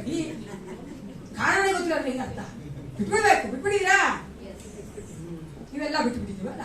ನಾವು ಅನ್ಯದ ಬಂದವರು. ಯಾಕಂದ್ರೆ ಇಲ್ಲಿ ಯಾರು ಯಹೂದ್ರಿದ್ದೀರಾ? ಇಲ್ಲ, ಯಾರು ಯಹೂದ್ರಿಲ್ಲ, including me, including Jacob fans ಅಲ್ವಾ? ಎಲ್ಲರೂ ಅನ್ಯ. ಅದೇ ನಾವೇನ್ ಮಾಡ್ತೀವಿ, ಈ ಕಾರ್ಯವನ್ನ ಅವರು ಅಪೋಸ್ತಲರ ಮಾತು ಇಟ್ಕೊಂಡ್ರು. ಆದ್ರೆ ಕೆಲವೊಂದು ಗುಂಪಿನ ಜನ ಏನ್ ಮಾಡ್ತಾ ಇದ್ರು, ಪೌಲ ಎಲ್ಲೆಲ್ಲಾ ಮಿಷನರಿ ವರ್ಕ್ಗೋಸ್ಕರ ಹೋಗ್ತಾ ಇದ್ರು, ಎಲ್ಲೆಲ್ಲಾ ಸೇವೆ ಮಾಡಕ್ಕೋಸ್ಕರ ಹೋಗ್ತಾ ಇದ್ರು, ಹೋಗಿ ಜಾಗದೆಲ್ಲ ಆತನ ಹಿಂಬಾಲಿಸ್ಕೊಂಡು ಹೋಗೋದು. ಹಿಂಬಾಲಿಸ್ಕೊಂಡು ಹೋಗಿ ಅಲ್ಲಿ ಎಲ್ಲಿ ಸೇವೆ ಮಾಡ್ತಾರ ಪೌಲ, ಸೇವೆ ಮಾಡಿದ ನಂತರ ಅಲ್ಲೋಗಿ ಅನೇಕರನ್ನ ಪ್ರೇರೇಪಿಸಿ ಮಾಡೋದು ಅಥವಾ ಇನ್ಫ್ಲೂಯೆನ್ಸ್ ಮಾಡೋದು ಅಂತ ಜುಡಾಯಿಸಂ ವೇ ಆಫ್ ಕ್ರಿಶ್ಚಿಯಾನಿಟಿ. ಅಂದ್ರೆ ಯಹೂದ್ಯ ಧರ್ಮದ ರೀತಿಯಲ್ಲಿ ನೀವು ಕ್ರೈಸ್ತನ ಆ ಒಂದು ಕಾರ್ಯಗಳನ್ನ ಮಾಡಬೇಕು ಅಂತ, ಕ್ರೈಸ್ತರಾಗಬೇಕು ಅಂತ. ಯಾವ ರೀತಿ ಅಂದ್ರೆ, ನೀವು ಬರೀ ಯೇಸು ಕ್ರಿಸ್ತನ ನಂಬಿಕೆಯಿಂದ, ಯೇಸು ಕ್ರಿಸ್ತನ ಕೃಪೆಯಿಂದ ರಕ್ಷಣೆ ಹೊಂದ್ಕೊಂಡ್ರೆ ಸಾಲದು, ನೀವು ಸುನ್ನತಿ ಮಾಡಿಸ್ಕೊಳ್ಬೇಕು. ಹಳೆ ಒಡಂಬಡಿಕೆಯ ಕಸ್ಟಮ್ ಸಂಪ್ರದಾಯಗಳನ್ನ ನೀವು ಪಾಲಿಸಬೇಕು. ಸಬ್ಬತ್ ದಿನವನ್ನ ಕೈಗೊಂಡು ನಡಿಬೇಕು. ಎಲ್ಲಾ ಕಾರ್ಯಗಳನ್ನ ಆಡ್ ಮಾಡ್ತಾ ಇದ್ರು. ಏನ್ ಮಾಡ್ತಾ ಇದ್ರು? ಎಲ್ರು ಬೇರೆ ಆಂಟಿ ಕರೆಕ್ಟ್ ಕನ್ನಡದಲ್ಲಿ ಸೇರಿಸ್ಕೊಳ್ತಾ ಇದ್ರು. ಸೇರಿಸ್ಕೊಳ್ತಾ ಇದ್ರು. ದೇವವಾಕ್ಯ ಹೇಳ್ತದೆ, ದೇವವಾಕ್ಯ ನಾವೇನು ಸೇರಿಸಬಾರ್ದು, ಏನು ಅಷ್ಟು ಯೆರೂಸಲೇಮ್ ಕೌನ್ಸಿಲ್ ಅಲ್ಲಿ ಎಲ್ಲಾ ಅಪೊಸ್ತಲರು ತೀರ್ಮಾನ ತೆಗೆದುಕೊಂಡ್ರು ಕೂಡ ಕೆಲವೊಂದು ಜನಗಳು ಆ ರೀತಿಯಾಗಿ ಆ ಎಲ್ಲಾ ಜಾಗಗಳು ಹೋಗಿ ಜನಗಳನ್ನ ಪ್ರೇರಣೆ ಮಾಡ್ತಾ ಇದ್ರು. ಆ ಸಂದರ್ಭದಲ್ಲಿ ಪೌಲ ಇಲ್ಲಿ ಗಲಾತ್ಯರಿಗೆ ಬರೀತಾ ಇದ್ದಾನೆ, ನೀವು ಯಾವ ದಾಸತ್ವದ ನೊಗದಲ್ಲೂ ಸಿಕ್ಕಿಕೊಳ್ಳಬಾರದು. ಯಾಕೆಂದ್ರೆ ಯೇಸು ಕ್ರಿಸ್ತನು ನಮ್ಮ ಸ್ವಾತಂತ್ರ್ಯ ಇಳಿಸಬೇಕೆಂದು ನಿಮ್ಮನ್ನ ಬಿಡುಗಡೆ ಮಾಡಿದ್ದಾನೆ. ಯೇಸು ಕ್ರಿಸ್ತನು ಯಾವೆಲ್ಲ ಕಾರ್ಯಗಳನ್ನ ನಮ್ಮನ್ನ ಬಿಡುಗಡೆ ಮಾಡಿದ್ದಾನೆ? God has delivered us from which things? ಯಾವೆಲ್ಲ ಕಾರ್ಯಗಳ ದೇವರು ನಮ್ಮನ್ನ ಬಿಡುಗಡೆ ಮಾಡಿದ್ದಾನೆ? ಪಾಪದಿಂದ, ಶಾಪದಿಂದ, ರೋಗದಿಂದ, ಆಮೇಲೆ ನಮ್ಮ ಬೈನೇ ಮರ್ತೋಗ್ಬಿಡ್ತೀರಿ, ಸೈತಾನನ್ನ ಅಲ್ವಾ? ಈ ಎಲ್ಲಾ ಬಂಧನಗಳಿಂದ ಯೇಸು ಕ್ರಿಸ್ತನು ನಮ್ಮನ್ನು ಬಿಡುಗಡೆ ಮಾಡಿ ಸ್ವಾತಂತ್ರ್ಯ ಇರಬೇಕೆಂದು ನಡೆಸಿದ್ದಾನೆ. ಅದೇ ಆತನ ಒಂದು ಆಸೆ. ಆದರೆ ನಾವು ಅನೇಕ ಸಾರಿ ದಾಸತ್ವದಲ್ಲಿ ತಿರುಗಿಸಿಕೊಳ್ಳು ಬಿಡುತ್ತೇವೆ. ಯಾವ ದಾಸತ್ವದ ನೊಗದಲ್ಲಿ ನಾವು ತಿರುಗಿ ಸಿಕ್ಕಿಕೊಳ್ಳಬಾರದು, ಸ್ವಾತಂತ್ರ್ಯದಲ್ಲಿ ಸ್ಥಿರವಾಗಿ ನಿಲ್ಲಬೇಕೆಂಬುದೇ ಇದೇ ನಾವು ನೋಡಕ್ ಹೋಗ್ತಾ ಇದ್ದೇವೆ. ಹಲ್ಲೆಲೂಯಾ. ಯಾವ ದಾಸತ್ವದ ನೊಗದಲ್ಲಿ ನಾವು ತಿರುಗಿಸಿಕೊಳ್ಬಾರದು, ಸ್ವಾತಂತ್ರ್ಯದಲ್ಲಿ ಸ್ಥಿರವಾಗಿ ನಿಲ್ಲಬೇಕು. ಮೊದಲನೇದಾಗಿ ಯೋಕ್ ಆಫ್ ಸಿನ್, ಆ ಪಾಪ ಎಂಬುವಂತಹ ದಾಸತ್ವದ ನೊಗದಲ್ಲಿ ನಾವು ಸಿಕ್ಕಿಕೊಳ್ಳಬಾರದು. ಪಾಪ ಅನ್ಬೇಕಾದ್ರೆ ಸಾಮಾನ್ಯವಾಗಿ ನಾವೆಲ್ಲರೂ ವಿಶ್ವಾಸಿಗಳು, ಕ್ರೈಸ್ತರು ಉಪಯೋಗಿಸುವಂತ ಪದ ಮೋರ್ ದನ್ ದ ಅನ್ಬಿಲೀವರ್ಸ್ ಅಲ್ವಾ? ಅವಿಶ್ವಾಸಿಗಿಂತ ಅಧಿಕವಾಗಿ ನಾವು ಉಪಯೋಗಿಸುವಂತ ಪದಗಳು, ಕೆಲವೊಂದು ಪದಗಳಿವೆ. ಇದು ಪಾಪ ಅನ್ನೋದು ಸಹ ನಾವು ಅಧಿಕವಾಗಿ ಉಪಯೋಗಿಸ್ತೇವೆ. ಪಾಪ ಅಂದ್ರೆ ಏನು? Very good. Let's clap everyone for the David builder. ಪಾಪ ಅಂತ ಹೇಳ್ಬೇಕಾದ್ರೆ ಬೇರೆ ಡಿಸೊಬೀಡಿಯನ್ಸ್ ಟು ಗಾಡ್, ದೇವರಿಗೆ ಅವಿಧೇಯರಾಗುವಂಥದ್ದು, ದೇವರ ವಾಕ್ಯಕ್ಕೆ ವಿರುದ್ಧವಾಗಿ ನಡೆಯುವಂಥದ್ದು. ದೇವರು ನಮ್ಮ ಜೀವಿತದಲ್ಲಿ ಒಂದು ಮಾರ್ಕನ್ನ ಇಟ್ಟಿದ್ದಾನೆ, ಒಂದು ಗುರುತನ್ನ ಇಟ್ಟಿದ್ದಾನೆ, ಅದಕ್ಕೆ ತಕ್ಕದಾಗಿ ನಡೆಯದೇ ಇರುವಂಥದ್ದು. ಅದೇ ರೀತಿಯಾಗಿ ದೇವರನ್ನ, ಆತನ ಒಂದು ಶಕ್ತಿಯನ್ನ, ಆತನ ಒಂದು ವಾಗ್ದಾನಗಳನ್ನ ನಂಬದೇ ಇರುವಂಥದ್ದು. Not believing the God's promises and God's power, that's a sin. ಇದು ಪಾಪವಾಗಿ ನಾವು ನೋಡುತ್ತೇವೆ, ನಮ್ಮೆಲ್ಲರಿಗೂ ಗೊತ್ತು. ರೋಮಾಪುರದ ಬರೆದ ಪತ್ರಿಕೆ 6:27 ಓದಿಕೊಳ್ಳೋಣ. ಇಲ್ಲಿ ದೇವರ ವಾಕ್ಯ ಹೇಳ್ತದೆ, ಯೇಸು ಕ್ರಿಸ್ತನು ನಮ್ಮನ್ನ ಏನ್ ಮಾಡಿದ್ದಾನಂತೆ? ಈಗಲಾದರೂ ನೀವು ಪಾಪದಿಂದ ಬಿಡುಗಡೆಯನ್ನು ಪಾಪದಿಂದ ಬಿಡುಗಡೆಯನ್ನು ಹೊಂದಿ ದೇವರಿಗೆ ದಾಸರಾದದ್ದರಿಂದ ಓದಿ. ಪರಿಶುದ್ಧರಾಗುವುದೇ ನಿಮಗೆ ಫಲ. ದೇವರಿಗೆ ದಾಸರಾದ್ದರಿಂದ ಈಗ ಯೇಸು ಕ್ರಿಸ್ತ ನಮ್ಮನ್ನ ಏನ್ ಮಾಡಿದ್ದಾನೆ? ಪಾಪದಿಂದ ಬಿಡುಗಡೆ ಮಾಡಿ ಏನ್ ಮಾಡಿದ್ದಾನೆ? ಪಾಪದಿಂದ ಬಿಡುಗಡೆ ಮಾಡಿದ್ದಾನೆ, ದೇವರಿಗೆ ದಾಸರಾಗಿ ಮಾಡಿದ್ದಾನೆ. ಈಗ ನಾವು ಪಾಪತ್ವದ ದಾಸತ್ವದ ನೊಗದಲ್ಲಿ ನಾವು ತಿರುಗಿ ಸಿಕ್ಕೊಳ್ಬಾರ್ದಂದ್ರೆ ಏನ್ ಮಾಡ್ಬೇಕು? ಯಾರಾದ್ರೂ ಹೇಳಕ್ಕಾಗತ್ತಾ ನಿಮ್ಗೆ? ನಾನು ಪಾಪದ ದಾಸತ್ವದಲ್ಲಿ ತಿರುಗಿ ಸಿಕ್ಕಿಕೊಳ್ಳೋದಿಲ್ಲ ಅಂತ ಯಾರಾದ್ರೂ ಹೇಳಕ್ಕಾಗತ್ತಾ? ಕೆನ್ ಎನಿವನ್ ಸೇ? ಯವನಸ್ಥ ಮಕ್ಕಳು ಇಲ್ಲ ಅಂತ. ನಾವೇನು ಮಹಾ ಸಿಕ್ಕಾಕೋದಿರೋಣ, ಸಿಕ್ಕಾಕೊಳ್ವೆ ನಾವು. ನಾವೇನು ಯವನಸ್ಥ ಮಕ್ಕಳಿಗಿಂತ ಪರಿಶುದ್ಧವಾಗಿಲ್ಲ. ಅವ್ರು ಹೊರಗಡೆ ತೋರಿಸ್ಬಿಡ್ತಾರೆ, ನಾವು ಮನಸ್ಸು ಒಳಗಡೆ ಮಾಡ್ಕೊಂಡ್ಬಿಡ್ತೀವಿ. ಇಸ್ ಇಟ್ ನಾಟ್ ಟ್ರೂ ಅಲ್ವಾ? ಎಲ್ಲರೂ ಅಷ್ಟೇ. ನಾನು ಆ ಒಂದು ನೊಗದಲ್ಲಿ ಬೀಳಬಾರ್ದು ಅಂದ್ರೆ ಮೊಟ್ಟ ಮೊದಲನೇದಾಗಿ ನಾವು ನೋಡುವಂಥದ್ದು ಆ ಒಂದು ಪಾಪದ ದಾಸತ್ವದ ನೊಗದಲ್ಲಿ ನಾವು ಸಿಕ್ಕಿಕೊಳ್ಬಾರ್ದು ಅಂದ್ರೆ ಏನ್ ಮಾಡ್ಬೇಕು? We should have the fellowship with Jesus. ಮೊಟ್ಟ ಮೊದಲನೇದಾಗಿ ಯೇಸು ಕ್ರಿಸ್ತನೊಂದಿಗೆ ನಮ್ಗೆ ಏನಿರ್ಬೇಕು? Praise the Lord. ಅನ್ಯೋನ್ಯತೆ ಇರಬೇಕು. ಅನ್ಯೋನ್ಯತೆ ಇರಬೇಕು. We have to feel his presence in our daily life. ನಮ್ಮ ಪ್ರತಿದಿನದ ಜೀವಿತದಲ್ಲಿ ನಾವು ಆತನ ಪ್ರಸನ್ನತೆಯನ್ನ ಗ್ರಹಿಸಿಕೊಳ್ಬೇಕು, ಪ್ರಸನ್ನತೆಯನ್ನ ಹೊಂದಿಕೊಂಡು ನಡಿಬೇಕು. ನಾವು ಆ ಪ್ರಸನ್ನತೆಯನ್ನ ಗ್ರಹಿಸಿಕೊಳ್ಬೇಕು. ಪ್ರಿಯರೇ, ಎಷ್ಟು ಜನ ನೀವು ಯೇಸು ಕ್ರಿಸ್ತನ ಪ್ರಸನ್ನತೆಯನ್ನ ಗ್ರಹಿಸಿಕೊಂಡಿದ್ದೀರಾ? Do you know that the God's presence is there with you? Praise the Lord. ಒಬ್ಬ ಮನುಷ್ಯನ ಹಾಗೆ ಅಲ್ವಾ? ಒಬ್ಬ ಮನುಷ್ಯನ ಇರುವಿಕೆ ಹಾಗೆ. ನೀವು ಸ್ವಲ್ಪ ಯೋಚನೆ ಮಾಡಿ. ಇವಾಗ ನೀವು ಯಾರು ನಾನು ಒಬ್ಬಳೇ ನಿಂತ್ಕೊಂಡಿದ್ದೀನಿ ಅನ್ಕೊಳ್ಳಿ. ನಾನೊಬ್ಳೇ ನಿಂತ್ಕೊಂಡಿದ್ದೀನಿ, ಇಮ್ಯಾಜಿನ್ ಮಾಡ್ಕೋಣ, ಓಕೆನಾ? ನಾನೊಬ್ಳೇ ನಿಂತ್ಕೊಂಡಿದ್ದೀನಿ ಅನ್ಕೊಳ್ಳಿ. ನನ್ನ ಪಕ್ಕದಲ್ಲಿ ಯಾರೋ ಒಬ್ರು ಇದ್ರೆ, ನಾನು ಶಾರೀರಿಕವಾಗಿ ನೋಡುವುದಾದ್ರೆ ನಂಗೆ ಅನ್ಸುತ್ತೆ ಯಾರೋ ಇದ್ದಾರಪ್ಪ ಅನ್ಸುತ್ತಲ್ವಾ? ಅವ್ರು ಕಾಣ್ತಾ ಇದ್ರು ಕೂಡ ನನ್ಗೆ ಅನ್ಸ್ತಾ ಇರ್ಬೇಕು ಯಾರೋ ಒಬ್ರು ಇದ್ದಾರಪ್ಪ ಅಂತ. ಆಗಿದೆ ನಿಮ್ಗೆ? ಅದು ಯಾರೋ ಒಬ್ರು ಯೇಸು ಕ್ರಿಸ್ತನೇನಾ ಬೇರೆಯವರ ಅಂತ ಅನ್ಕೊಂಡ್ಬಿಟ್ಟು ಯೋಚನೆ ಮಾಡ್ಬೇಕು. ಅನೇಕ ಸಾರಿ ನಾವು ಮೋಸ ಹೋಗ್ಬಾರ್ದಲ್ವಾ? ಯಾರೋ ಒಬ್ರು ಇದ್ದಾರೆ ಮಾತ್ರಕ್ಕೆ ಯೇಸು ಕ್ರಿಸ್ತನು ಇರ್ತಾನೆ, ಯೇಸು ಕ್ರಿಸ್ತನ ವೈರ ಅಂತ ಸೈತಾನು ಇರ್ತಾನೆ ಅಲ್ವಾ? ಆದ್ರೆ ನಾವು ಗ್ರಹಿಸ್ಕೊಳ್ಬೇಕಂದ್ರೆ ನನಗೂ ಯೇಸಪ್ಪನಿಗೆ ಅಷ್ಟು ಏನಿರ್ಬೇಕು? ಅನ್ಯೋನ್ಯತೆ ಅಲ್ವಾ? Husband can understand the wife, wife can understand the husband, isn't it? ಅನೇಕರು ಏನ ಕೇಳಿದೆ, ಯಾವತ್ತೂ ಹೇಳಿದ್ದೀನಿ ನಾನು, ನಮ್ ಗಂಡ ದೂರ ಬಂದ್ರೆ ನನ್ಗೆ ಗೊತ್ತಾಗುತ್ತೆ, ನನ್ನ ಹೆಂಡತಿ ಮಾತಾಡಿದ್ರು ನನ್ಗೆ ಗೊತ್ತಾಗುತ್ತೆ ಒಳ್ಳೆ ಬೇಕೋತಾ ಇದ್ದಾಳೆ ಅಲ್ವಾ? ಎಷ್ಟು ಕೇಳಿ ಅನ್ಯೋನ್ಯತೆ ಅವ್ರಿಗೆ. I love that. ಅದು ಹಂಗೆ ಇರ್ಬೇಕು. ನಮ್ಗೆ ಹೇಳಿ ನಾನು ಏನೋ ಮಾಡ್ಬೇಕಾದ್ರೆ ನಂಗೆ ಬರ್ಬಿಡ್ಬೇಕು. ಓ ಏಸಪ್ಪ ನಮ್ಗೊಂತಾ ಇಲ್ಲ, ಅದೇಲೋಯ ಏಸಪ್ಪ ನಮ್ಗೊಂತಾ ಇದ್ದಾನೆ ಬರ್ಬೇಕಾಗತ್ತೆ. ಯಾಕೆ? ಆತನ ನೊಂದಿಗಿದ್ದಾನೆ. His presence is there with me. ಆತ ನೊಂದ್ಕೊಂತಾನೆ ನನಗೆ ಗೊತ್ತಾದ್ರೆ ನನಗೂ ಆತನಿಗೂ ಅನ್ಯೋನ್ಯತೆ ಸರಿ ಇದೆ ಅಂತ. ಆಮೇಲೆ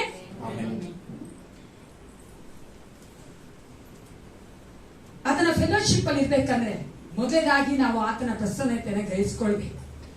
ಎರಡನೇದಾಗಿ ನೀವು ನೋಡುವುದಾದ್ರೆ ನಮ್ಮ ಎಲ್ಲ ಭಾವನೆಗಳನ್ನ, ನಮ್ಮ ಆಲೋಚನೆಗಳನ್ನ, ನಮ್ಮ ಎಲ್ಲ ಕಷ್ಟಗಳನ್ನ ಆತನೊಂದಿಗೆ ಹಂಚ್ಕೊಳ್ಬೇಕು. ಏನ್ ಮಾಡ್ಬೇಕು? ನೀನ್ ಬಾಯ್ಬಿಟ್ಟು ಹೇಳಿದ್ರೆ ನಂಗೆ ಹೆಂಗ್ ಗೊತ್ತಾಗತ್ತೆ ರೀ ಅಲ್ವಾ? ಈ ಬಾಯ್ಬಿಟ್ಟು ಹೇಳಿದ್ರೆ ನಿಮ್ ಮನ್ಸಲ್ಲಿ ಇಟ್ಕೊಂಡ್ಬಿಟ್ರೆ ಎಸ್ಪೆಷಲಿ ಬೇಕು ನಂಗೆ ಗೊತ್ತಾಗ ನನಗೆ. ಹಂಗೆ ಇದು ನಾನು ಏಸಪ್ಪನ ಹತ್ರ ಹಂಚ್ಕೊಳ್ಬೇಕಂದ್ರೆ ಹಂಗಿಂಗಲ್ಲ, ಒಂದು ಬಿಡ್ದಿರ ಹೇಳ್ಬೇಕು. Report. I like to say this. ಮಕ್ಕಳು ನೋಡಿದೀರಾ? ರಿಪೋರ್ಟ್ ಅಪ್ಪ ವಿಚಾರ ಮಾಡ್ಬಿಡ್ತಾರೆ. ಬರೀ ಎಲ್ಲ ಹೇಳ್ಬೇಕು ಅಂತ ಹೋಗಿದೆ ಅವ್ರಿಗೆ, ಅವರ ಸಮಾಧಾನ. ಹಂಗೆ ನಾವು ಯೇಸು ಕ್ರಿಸ್ತನೊಂದಿಗೆ ಹಂಚ್ಕೊಳ್ಬೇಕು. We have to share our personal things with Jesus because he is confidential. ಆತನು ರಹಸ್ಯವಾಗಿ ಇಡುವಂತೆ ಬೇರೆ ಯಾರು ಪ್ರಿಯರೇ. Don't worry, Jesus will not share with his angels. Anita ಬಂದು ನಿಂಗೆ ಹೇಳಿದಾಳೆ ಅಂತ ಗೇಬ್ರಿಯಲ್ ಕರೆದು ಹೇಳೋದಿಲ್ಲ, ನಾವೇ ಹೇಳ್ಬಿಡ್ತೀವಿ. ನಾನೇ ಮಾಡ್ತೀನಿ, ಹ್ಯೂಮನ್ ಅಲ್ವಾ? ಏನಂತ ನಮ್ಗೆ ಹೇಳಕ್ಕಾಗಲ್ಲ. Most of things are share with my sister Catherine. ನಾವೇನ್ ಮಾಡ್ಬಿಡ್ತೀವಿ? ಶೇರ್ ಮಾಡ್ತೀವಿ ಅಲ್ವಾ? ಆದ್ರೆ ಏಸಪ್ಪ ಹಂಗಲ್ಲ. ಅದಕ್ಕೆ ಪ್ರಿಯರೇ, ಯಾರು ನೀವು ನಂಬೋದು ಬೇಡ. ಏಸಪ್ಪನ ಹತ್ರ ನೀವೇನ್ ಬೇಕಾದ್ರೂ ಹೇಳ್ಬೋದು. ನೀವೇನ್ ತಪ್ಪು ಮಾಡಿದ್ರು ಹೇಳ್ಬೋದು, ಏನು ಸರಿ ಮಾಡಿದ್ರು ಹೇಳ್ಬೋದು, ಏನೇ ನಿಮ್ ಕೊರತೆ ಇದ್ರು ಹೇಳ್ಬೋದು, ಎಲ್ಲವನ್ನ ಹೇಳಿದ್ರು ಆತನು ಕಾನ್ಫಿಡೆನ್ಷಿಯಲ್ ಆಗಿ ಇಟ್ಕೊಳ್ಳುವ ಆತನಾಗಿದ್ದಾನೆ. ನೀವು ನಿಮ್ಮ ಸಂತೋಷವನ್ನ ಯೇಸು ಕ್ರಿಸ್ತನ ಹಂಚಿಕೊಳ್ಳುವುದಾದ್ರೆ ಆತನು ಹೊಟ್ಟೆ ಕಿಚ್ಚು ಪಟ್ಕೊಳ್ಳೋದಿಲ್ಲ. ನೀವು ಅನೇಕರು ಅನುಭವಿಸಿರ್ಬೋದು. ನಾನು ಅನೇಕ ವಿಶ್ವಾಸ ಜೀವಿತ ನೋಡಿದ್ದೇನೆ, ಕೇಳಿದ್ದೆ. ನಾವು ಸೇವೆ ಮಾಡೋದಿಲ್ಲ, ಅವ್ರ ಸಂತೋಷವಾಗಿರೋದು ಬೇರೆ ಹೊತ್ತು ಹೇಳ್ಬೇಕಾದ್ರೆ ಅವ್ರಿಗೆ ಅದು ಹೊಟ್ಟೆ ಕಿಚ್ಚಾಗೋಗುತ್ತೆ. ಏನು ಇವ್ರು ಸಂತೋಷವಾಗಿದ್ದಾರಲ್ಲ ಅಂತ ಅದನ್ನ ಅವ್ರು ಬೇರೆ ರೀತಿಯಾಗಿ ತೋರಿಸ್ಬಿಟ್ಟಿರ್ತಾರೆ. ನನ್ನ ನಂತರ ಬಂದು ಆ ಸಿಸ್ಟರ್ಸ್ ಶೇರ್ ಮಾಡ್ಕೊತಾರೆ. ಅದಕ್ಕೆ ನೀವು ನಿಮ್ಮ ಸಂತೋಷವನ್ನ ದೇವರಲ್ಲಿ ಹಂಚಿಕೊಳ್ಳುವುದಾದ್ರೆ ಯೇಸು ಕ್ರಿಸ್ತನು ಹೊಟ್ಟೆ ಕಿಚ್ಚು ಪಟ್ಕೊಳ್ಳೋದಿಲ್ಲ. ನಿಮ್ಮ ಒಂದು ಬಲಹೀನತೆಗಳನ್ನ ಆತನ ಹಂಚಿಕೊಳ್ಳುವುದಾದ್ರೆ ಆತನು ನಿಮ್ಮನ್ನ ಕಂಡಮ್ ಮಾಡೋದಿಲ್ಲ. ಆಮೇಲೆ ಅದೇ ಮನುಷ್ಯ ಹೇಳ್ಕೋಗಾಗಲ್ಲ ವೀಕ್ನೆಸ್ ಹೇಳ್ಕೊಂಡ್ರೆ ಏನಾಗುತ್ತೆ, ಪ್ರಿಸ್ಟೇಜ್ ಕಮ್ಮಿ ಆಗುತ್ತೆ, ಗೊತ್ತಾಗ್ಬಿಡ್ತವ್ರಿ ವೀಕ್ನೆಸ್ ಇದೆ ಇವತ್ತು. ಯಾವಾಗಾದ್ರೂ ಒಂದ್ಸತಿ ಎತ್ತಾಕ್ಬಿಡ್ತಾರೆ, ಬೇರೆಯವ್ರ ಹತ್ರ ಹೇಳ್ಬಿಡ್ತಾರೆ, ಅಯ್ಯೋ ಅವ್ರು ಹಂಗೆ ವೀಕ್ನೆಸ್, ಅವ್ರಿಗೆ ಹೇಳ್ಬೇಡ ನೀವು, ಆ ವೀಕ್ನೆಸ್ ಇದೆ ಅವ್ರಿಗೆ. ಆದ್ರೆ ಏಸಪ್ಪ ನಮ್ಮನ್ನ ಕಂಡ ಮಾಡ ಪ್ರಿಯ. ಅದೇ ರೀತಿಯಾಗಿ ನಮ್ಗೆ ಆಗೋದಿಲ್ಲ ಅಂತ ನಾವು ದೇವರ ಭಾಗದಲ್ಲಿ ಹಂಚಿಕೊಳ್ಳುವುದಾದ್ರೆ ಆತನು ನಮ್ಮನ್ನ ಕೆಳಗಡೆ ಹಾಕೋದಿಲ್ಲ. ಆತನು ನಮ್ಮನ್ನ ನೋಡಿ ಹೀಯಾಳಿಸೋದಿಲ್ಲ, ಇವ್ರಿಗೆ ಆಗೋದಿಲ್ಲ ಅಂತ ಹೇಳೋದಿಲ್ಲ. ಆತನು ನಮ್ಮನ್ನ ಮೇಲಕ್ಕೆತ್ತುವ ಆತನಾಗಿರ್ತಾನೆ. ಆದ್ದರಿಂದ ನಾನು ಹೇಳಿದೆ, ಆ ಒಂದು ಫೆಲೋಶಿಪ್ ಅಲ್ಲಿ, ಆ ಒಂದು ಯೇಸು ಕ್ರಿಸ್ತನ ಅನ್ಯೋನ್ಯತೆಯಲ್ಲಿ ನಾವು ಮೊದಲು ಏನ್ ಮಾಡ್ಬೇಕು, ಆತನ ಪ್ರಸನ್ನತೆಯನ್ನ ಗಳಿಸ್ಕೊಳ್ಬೇಕು. ಏನ್ ಮಾಡ್ಬೇಕು, ಏನ ಅರ್ಧಂಬರ್ಧ ಎಣ್ಣೆದಾಗ ಏನ್ ಮಾಡ್ಬೇಕು, ಎಲ್ಲ ನಮ್ಮ ಸಂತೋಷ ದುಃಖ, ನಮ್ಮ ಕಷ್ಟಗಳು, ನಮ್ಮ ಆಗದೇ ಇರುವಂತ ಕಾರ್ಯಗಳು, ನಮ್ಮ ಎಲ್ಲ ಬಲಹೀನತೆಗಳನ್ನ ದೇವರೊಂದಿಗೆ ಹಂಚಿಕೊಳ್ಬೇಕು. ಎರಡನೇದಾಗಿ ನಾವು ಈ ಪಾಪದ ನೊಗದ ದಾಸತ್ವದಲ್ಲಿ ಬೀಳ್ಬಾರ್ದು ಅಂದ್ರೆ, ಸಿಕ್ಕೊಳ್ಬಾರ್ದಂದ್ರೆ, ಎರಡನೇದಾಗಿ ಏನ್ ಮಾಡ್ಬೇಕಂದ್ರೆ V should have the fellowship with believers. ಯಾವ ಜೊತೆ ನಮ್ಮ ಅನ್ವಯಿತ ಇರಬೇಕು, ಒಬ್ಬ ವಿಶ್ವಾಸಿ ಅಥವಾ ದೇವರ ಮಕ್ಕಳಿಗೆ ವಿಶ್ವಾಸಿಗಿಂತ ಅವಿಶ್ವಾಸಿ ಸ್ನೇಹಿತರು ಜಾಸ್ತಿ ಇರಬಾರ್ದು. ಆಮೇಲೆ ಯು ಅಗ್ರಿ ದಿಸ್? ನಾನು ಒಂದು ಎಕ್ಸ್ಪ್ಲೇನ್ ಮಾಡೋಣ ಅನ್ಕೊಂಡೆ, ಮರ್ತೋಗ್ಬಿಟ್ಟು. ನೀವು ಮ್ಯಾಗ್ನೆಟ್ ನೋಡಿದ್ದೀರಾ? ಮ್ಯಾಗ್ನೆಟ್ ಯಾರು ಮ್ಯಾಗ್ನೆಟ್ ನೋಡಿದ ಗಾಯತ್ರಿ? ಮ್ಯಾಗ್ನೆಟ್ ನೋಡಿರ್ತಾನೆ. ಮ್ಯಾಗ್ನೆಟ್ ಕಬ್ಬಿಣದ ಪೀಸ್ ನೀವು ನೋಡಿದ್ರೆ ಅದನ್ನ ಉಚಿತಾ ಇದ್ರೆ ಆ ಕಬ್ಬಿಣದ ಪೀಸ್ ಏನಾಗ್ಬಿಡುತ್ತಾ, ಮ್ಯಾಗ್ನೆಟ್ ಆಗೋಗ್ಬಿಡುತ್ತೆ. ಅದು ನೀವು ಇನ್ನೊಂದು ಕಬ್ಬಿಣಕ್ಕೆ ಅನ್ಸಲಕ್ಕ ಅದು ಎಳ್ಕೊಂತಾರೆ ಅಲ್ವಾ? ಹಂಗೆ ನಾವು ಎಷ್ಟು ಕಾಲ ಅವಿಶ್ವಾಸಿಯೊಂದಿಗೆ ಇರ್ತೇವೋ ಅಷ್ಟು ಕಾಲ ನಾವೇನಾಗ್ತೀವಿ ಗೊತ್ತಾ, ಈ ಪಾಪದ ನೊಗದ ದಾಸತ್ವದಲ್ಲಿ ಬೀಳುವಂತ ಚಾನ್ಸಸ್ ಅಧಿಕವಾಗಿರುತ್ತೆ. ಆಮೇಲೆ ಆದ್ದರಿಂದ ನಾನು ಹೇಳಿದೆ, ನೀವು ಅವಿಶ್ವಾಸಿ ಫ್ರೆಂಡ್ಗಿಂತ ವಿಶ್ವಾಸಿ ಫ್ರೆಂಡ್ಸ್ ಒಂದಿಗೆ ಜಾಸ್ತಿ ಆಗಿ ಇರಬೇಕು. ಯೇಸು ಕ್ರಿಸ್ತನು ಪಾಪಿಗಳೊಂದಿಗೆ ಇದ್ದಿದ್ದು ಗೊತ್ತಲ್ವಾ? ಆದ್ರೆ ಆತನು ಅವರ ಹಾಗೆ ಆಗ್ಬಿಡ್ಲಿ. 33 ವರ್ಷಗಳ ಕಾಲ ಆತನು ಪಾಪಿಯೊಂದಿಗೆ ಇತ್ತು. ನೀವು ಅಪೊಸ್ತಲರು ನೋಡುವುದಾದ್ರೆ ಅವರು ಸಹ ಅವಿಶ್ವಾಸಿ ಜೆಂಟೈಲ್ಸ್ ಅನ್ಯರ ಜೊತೆನೆ ಜೀವನ ಮಾಡ್ತಾ ಇದ್ರು. ಆದ್ರೂ ಸಹ ಅವರ ಮಾರ್ಗಗಳನ್ನ ಇವ್ರೇನ್ ಮಾಡಲಿಲ್ಲ, ಅನುಸರಿಸಲಿಲ್ಲ. ಅನೇಕ ಸಭೆಗಳಲ್ಲಿ ಅನೇಕ ಉದಾಹರಣೆಗಳಿದೆ. ವಿಶ್ವಾಸಿ ದೇವ್ರ ಮಕ್ಕಳು ಅವಿಶ್ವಾಸಿಯೊಂದಿಗೆ ಜಾಸ್ತಿ ಸೇರ್ಕೊಂಡಿದ್ದರಿಂದ ಅವರ ನಂಬಿಕೆಯನ್ನು ಕಳ್ಕೊಂಡಿದ್ದಾರೆ. ವಿಶ್ವಾಸಿ ಮಾತ್ರ ಅಲ್ಲ, ಸೇವಕರು ಸಹ ಪ್ರಿಯ, ಸೇವಕರು ಸಹ ಅಷ್ಟೇ. ಒಬ್ಬ ಸೇವಕನು ಅದೇ ರೀತಿಯಾಗಿ ಈ ಒಂದು ರಿಯಲ್ ಎಸ್ಟೇಟ್ ಆ ಒಂದು ಬಿಸ್ನೆಸ್ ಅಲ್ಲಿ ಅನೇಕವಾಗಿ ಸಭೆಗೋಸ್ಕರನೇ ಅಂದ್ರೆ ಸೇವೆಗೋಸ್ಕರನೇ ಅನೇಕವಾಗಿ ಆ ಜಾಗ ನೋಡು ಈ ಜಾಗ ನೋಡು ಅಂತ ಓಡಾಡ್ಕೊಂಡೇ ಇದ್ರು. ನೋಡ್ರೆ ಒಂದ್ ದಿನ ಬಂತು ದೇವ್ರನ್ನೇ ಬಿಟ್ಟೋದ್ರು. ಯಾಕೆ ಹೇಳಿ, ಅವಿಶ್ವಾಸಿಯೊಂದಿಗೆ ಈಡ್ಚೋಡಾಗ್ಬೇಡ ಅಂತ ಹೇಳ್ತಾರ ದೇವ್ರ ವಾಕ್ಯ ಹೇಳ್ತಾರಲ್ಲ. ಅಸೋಸಿಯೇಟ್. ನಾವು ನಮ್ಮ ಒಂದು ಕಷ್ಟಗಳನ್ನ, ನಮ್ಮ ಒಂದು ಸಂಕಟಗಳನ್ನ, ಅದು ಮಾತ್ರವಲ್ಲ ನೋಡುವುದಾದ್ರೆ ನಮ್ಮ ಒಂದು ಆಲೋಚನೆಯನ್ನ ಅವಿಶ್ವಾಸಿ ಹತ್ರ ಕೇಳಬಾರ್ದು. ಯಾರನ್ನ ಕೇಳ್ತಾ ಇದ್ದೀರಾ? ದೈವ ಕೈತು ಹೇಳೋಣ. ಯಾಕಂದ್ರೆ ಕೆಲವೊಂದು ಆಲೋಚನೆಗಳನ್ನ, ಕೆಲವೊಂದು ತೀರ್ಮಾನ ಮಾಡ್ಬೇಕಾದ್ರೆ ನಾವು ಅವಿಶ್ವಾಸಿ ಹತ್ರ ಹೋಗಿ ಆಲೋಚನೆ ಕೇಳಬಾರ್ದು. ನಾವು ವಿಶ್ವಾಸಿ ಹತ್ರನೇ ಕೇಳಬೇಕು. ಅದಕ್ಕಂತ ಸಭೆ ಇಟ್ಟಿದ್ದಾರೆ ದೇವರು, ಅದಕ್ಕಂತ ಸಭಾಪಾಲಕನ ದೇವರಿಟ್ಟಿದ್ದಾನೆ, ಹಿರಿಯನ ದೇವರಿಟ್ಟಿದ್ದಾನೆ. ಈ ರೀತಿಯಾಗಿ ನಾವು ಮಾಡ್ಬೇಕಾದ್ರೆ ಪ್ರಿಯರೇ, ನಾವು ತಿರುಗಿ ಪಾಪದ ದಾಸತ್ವದಲ್ಲಿ ಬಿದ್ದು ಬಿಡ್ತೇವೆ. ಅದಕ್ಕೋಸ್ಕರ ನಾವು ವಿಶ್ವಾಸಿಯ ಜೊತೆ ಅನ್ಯೋನ್ಯತೆಯಲ್ಲಿ ಇರಬೇಕು. ಅದಕ್ಕಂತ ನಾನು ಅವಿಶ್ವಾಸಿ ಫ್ರೆಂಡ್ ಇರಬಾರ್ದು ಅಂತ ಹೇಳ್ತಾರೆ. ಇಲ್ಲಿ ಎಷ್ಟು ಜನಕ್ಕೆ ಅವಿಶ್ವಾಸಿ ಫ್ರೆಂಡ್ಸ್ ಇದ್ದಾರೆ? Who has that unbeliever friends? Good ಅಲ್ವಾ? ಆದ್ರೆ you should know to draw the line. ನಮಗೆ ಗೊತ್ತಿರಬೇಕು ಎಷ್ಟು ನಾನು ಅವ್ರ ಜೊತೆ ಸೇರ್ಕೊಳ್ಬಹುದು, ಎಷ್ಟು ನಾನು ಹೊರಗಡೆ ಬರಬೇಕು ಅಂತ. ಅವ್ರು ಊಟಕ್ಕೆ ಕರೆದ್ರೆ ಗುಡ್, ಆಮೇಲೆ ಊಟ ಮಾಡ್ಕೊಂಡ್ ಬನ್ನಿ, ಏನು ಬೇಡ ನಾನು. ಆದ್ರೆ ಅವ್ರು ಬಾರ್ ಬಾಂದ್ ಕರೆದ್ರೆ ಅವ್ರ ಜೊತೆ ಹೋಗ್ಬೇಕು ಅಲ್ವಾ? ನನ್ನ ಫ್ರೆಂಡು, ನಾನು ಆತ್ಮ ಹೇಳ್ತೀನಿ, ನಾನು ಅವ್ರ ಜೊತೆನೇ ಹೋಗ್ತೀನಿ ಅಂದ್ರೆ ಪಾಪದ ದಾಸತ್ವದ ನೊಗದಲ್ಲಿ ಬಿದ್ದೇ ಅರ್ಥ.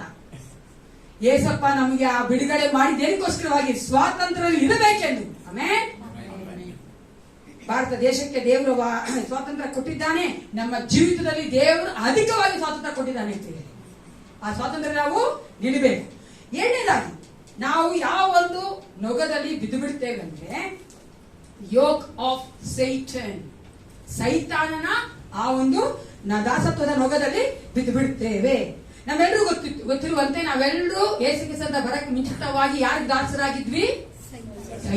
ಸೈತಾನ ಇರುವಂತ ಎಲ್ಲ ಕಾರ್ಯಗಳನ್ನ ನಾವು ಮಾಡ್ತಾ ಇದ್ವಿ. ಆತನ ಒಂದು ಚಿತ್ತದಂತೆ, ಆತನ ಒಂದು ಆಲೋಚನೆಯಂತೆ ನಾವು ನಡೀತಾ ಇದ್ವಿ. ಯಾವ ರೀತಿಯಾಗಿ ನಾನು ಸೈತಾನನ ದಾಸತ್ವದ ನೊಗದಲ್ಲಿ ತಿರುಗಿ ಬೀಳದಂತೆ ಇರೋದು? ಏನ್ ಮಾಡ್ಬೇಕು? ನಾನು ತಿರುಗಿ ಸೈತಾನ ಸಿಕ್ಕಾಕೊಳ್ಬಾರ್ದಂತೆ. ದೇವವಾಕ್ಯ ಹೇಳ್ತದೆ, ಗರ್ಜಿಸುವ ಸಿಂಹದ ಹಾಗೆ ಆತನು ಕಾಯ್ತಾ ಇದ್ದಾನೆ. ಹೆಂಗೆ ನಾನು ಅದರಿಂದ ಬಿಡುಗಡೆ ಮಾಡ್ಕೊಳ್ಳೋದು? ತಿರುಗಿ ಬೀಳದಂತೆ ನಾನು ಹೆಂಗೆ ಕಾಪಾಡ್ಕೊಳ್ಳೋದು? How to stand firm in the freedom which God has given to me. ಮೊದಲನೇದಾಗಿ ಸೈತಾನನಿಗೆ ಸಂಬಂಧಪಟ್ಟ ಯಾವುದು ನನ್ನಲ್ಲಿ ಇರಬಾರ್ದು. ಸೈತಾನ ಸಂಬಂಧಪಟ್ಟದ್ದು ಯಾವ್ದ್ರಿ?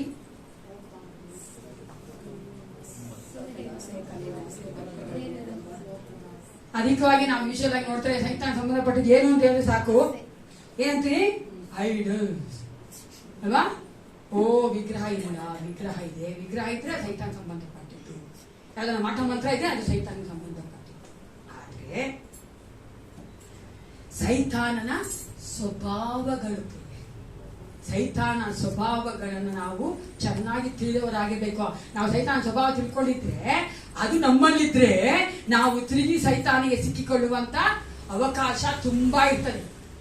ನಾನು ಕೆಲವೊಂದು ಸ್ವಭಾವಗಳನ್ನ ಇಲ್ಲಿ ಹೇಳಕ್ ಇಷ್ಟಪಡ್ತೇನೆ. ಫಾರ್ ಪ್ರಾಕ್ಟಿಕಲ್ ಅಂದ್ರೆ ನಾವೊಂದು ಕಾರ್ಯಗತವಾಗಿ ಮಾಡುವಂತ ಕ್ರಿಯೆಗಳಲ್ಲಿ ಪ್ರತಿದಿನ ಜೀವಿಸೋದ್ರಲ್ಲಿ ಮೊದಲನೇದಾಗಿ ಕೋಪ. ಎಲ್ರು ಹೇಳಿ? Short temper. Very good, English ಅಲ್ಲಿ ಹೇಳಿ. ಸಿಲ್ಲಿ ಥಿಂಗ್ಸ್ ಅಲ್ವಾ? ಚಿಕ್ಕ ಚಿಕ್ಕ ವಿಷಯಕ್ಕೆಲ್ಲ ಏನ್ ಮಾಡ್ಬಿಡ್ತೀವಿ? ಕೋಪ ಮಾಡ್ಕೊಂಡ್ಬಿಟ್ಟು ನಮ್ ಕೋಪನ ಯಾರ ಮೇಲೆ ಆದ್ರೂ ಹಾಕ್ಬೇಕಲ್ವಾ? ಬಡಪಾಯಿ ಒಬ್ರು ಪಕ್ಕದಲ್ಲಿ ಇರ್ತಾರಲ್ಲ, ಅವ್ರ ಮೇಲೆ ಹಾಕ್ಬಿಡ್ತೀವಿ. ಹೆಂಡತಿ ಸ್ಟ್ರಾಂಗ್ ಆಗಿದ್ರೆ ಮಕ್ಕಳು ಸ್ಟ್ರಾಂಗ್ ಆಗಿದ್ರೆ ನಾಯಿ. ಅಪ್ಪ ಹೆಣ್ಮಕ್ಳು ಹೊತ್ತಿಗೆ ಏನ್ ಮಾಡಕ್ಕಾಗಲ್ಲ. ಹೆಣ್ಮಕ್ಳು ಗಂಡ ಸ್ಟ್ರಾಂಗ್ ಇರ್ಲಿ ಇಲ್ಲೇ ಇರ್ಲಿ ಅಪ್ಪ, ಅವ್ರ ಕೋಪ ಏನು ತೋರ್ಸಕ್ ಹೋಗಲ್ಲ. ಮಕ್ಕಳೇ ನಾವೆಲ್ಲರೂ ಗೊತ್ತದು, ಇನ್ಕ್ಲೂಡಿಂಗ್ ಮೀ. ನಮ್ ತಾಯಿ ಅಷ್ಟೇ, ಕೋಪ ತಗೊಂಬಂದ್ ನಮಗೆ ಸಖತ್ತಾಗ ಆಗ್ತದೆ. ಏನು ಮಾಡಕ್ಕಾಗಲ್ಲ ಪಾಪ, ತಾಯಿನ ಏನು ಅನ್ನಕ್ಕಾಗಲ್ವೇ ಅಲ್ವಾ? ಜ್ಞಾನೋಕ್ತಿಗಳು 14:29 ಓದೋಣ. ಪ್ರಾವರ್ಬ್ಸ್ 14:29. ಪ್ರಾವರ್ಬ್ಸ್ 14:29. 14:29. ದೀರ್ಘಶಾಂತನು ಕೇವಲ ಬುದ್ಧಿವಂತನು, ಮುಂಗೋಪಿಯು ಮೂರ್ಖತನವನ್ನು ಧ್ವಜವಾಗಿ ಎತ್ತುವನು. ಯಾರು ಬುದ್ಧಿವಂತರು? ಯಾರೆಲ್ಲ ಬುದ್ಧಿವಂತರಪ್ಪ?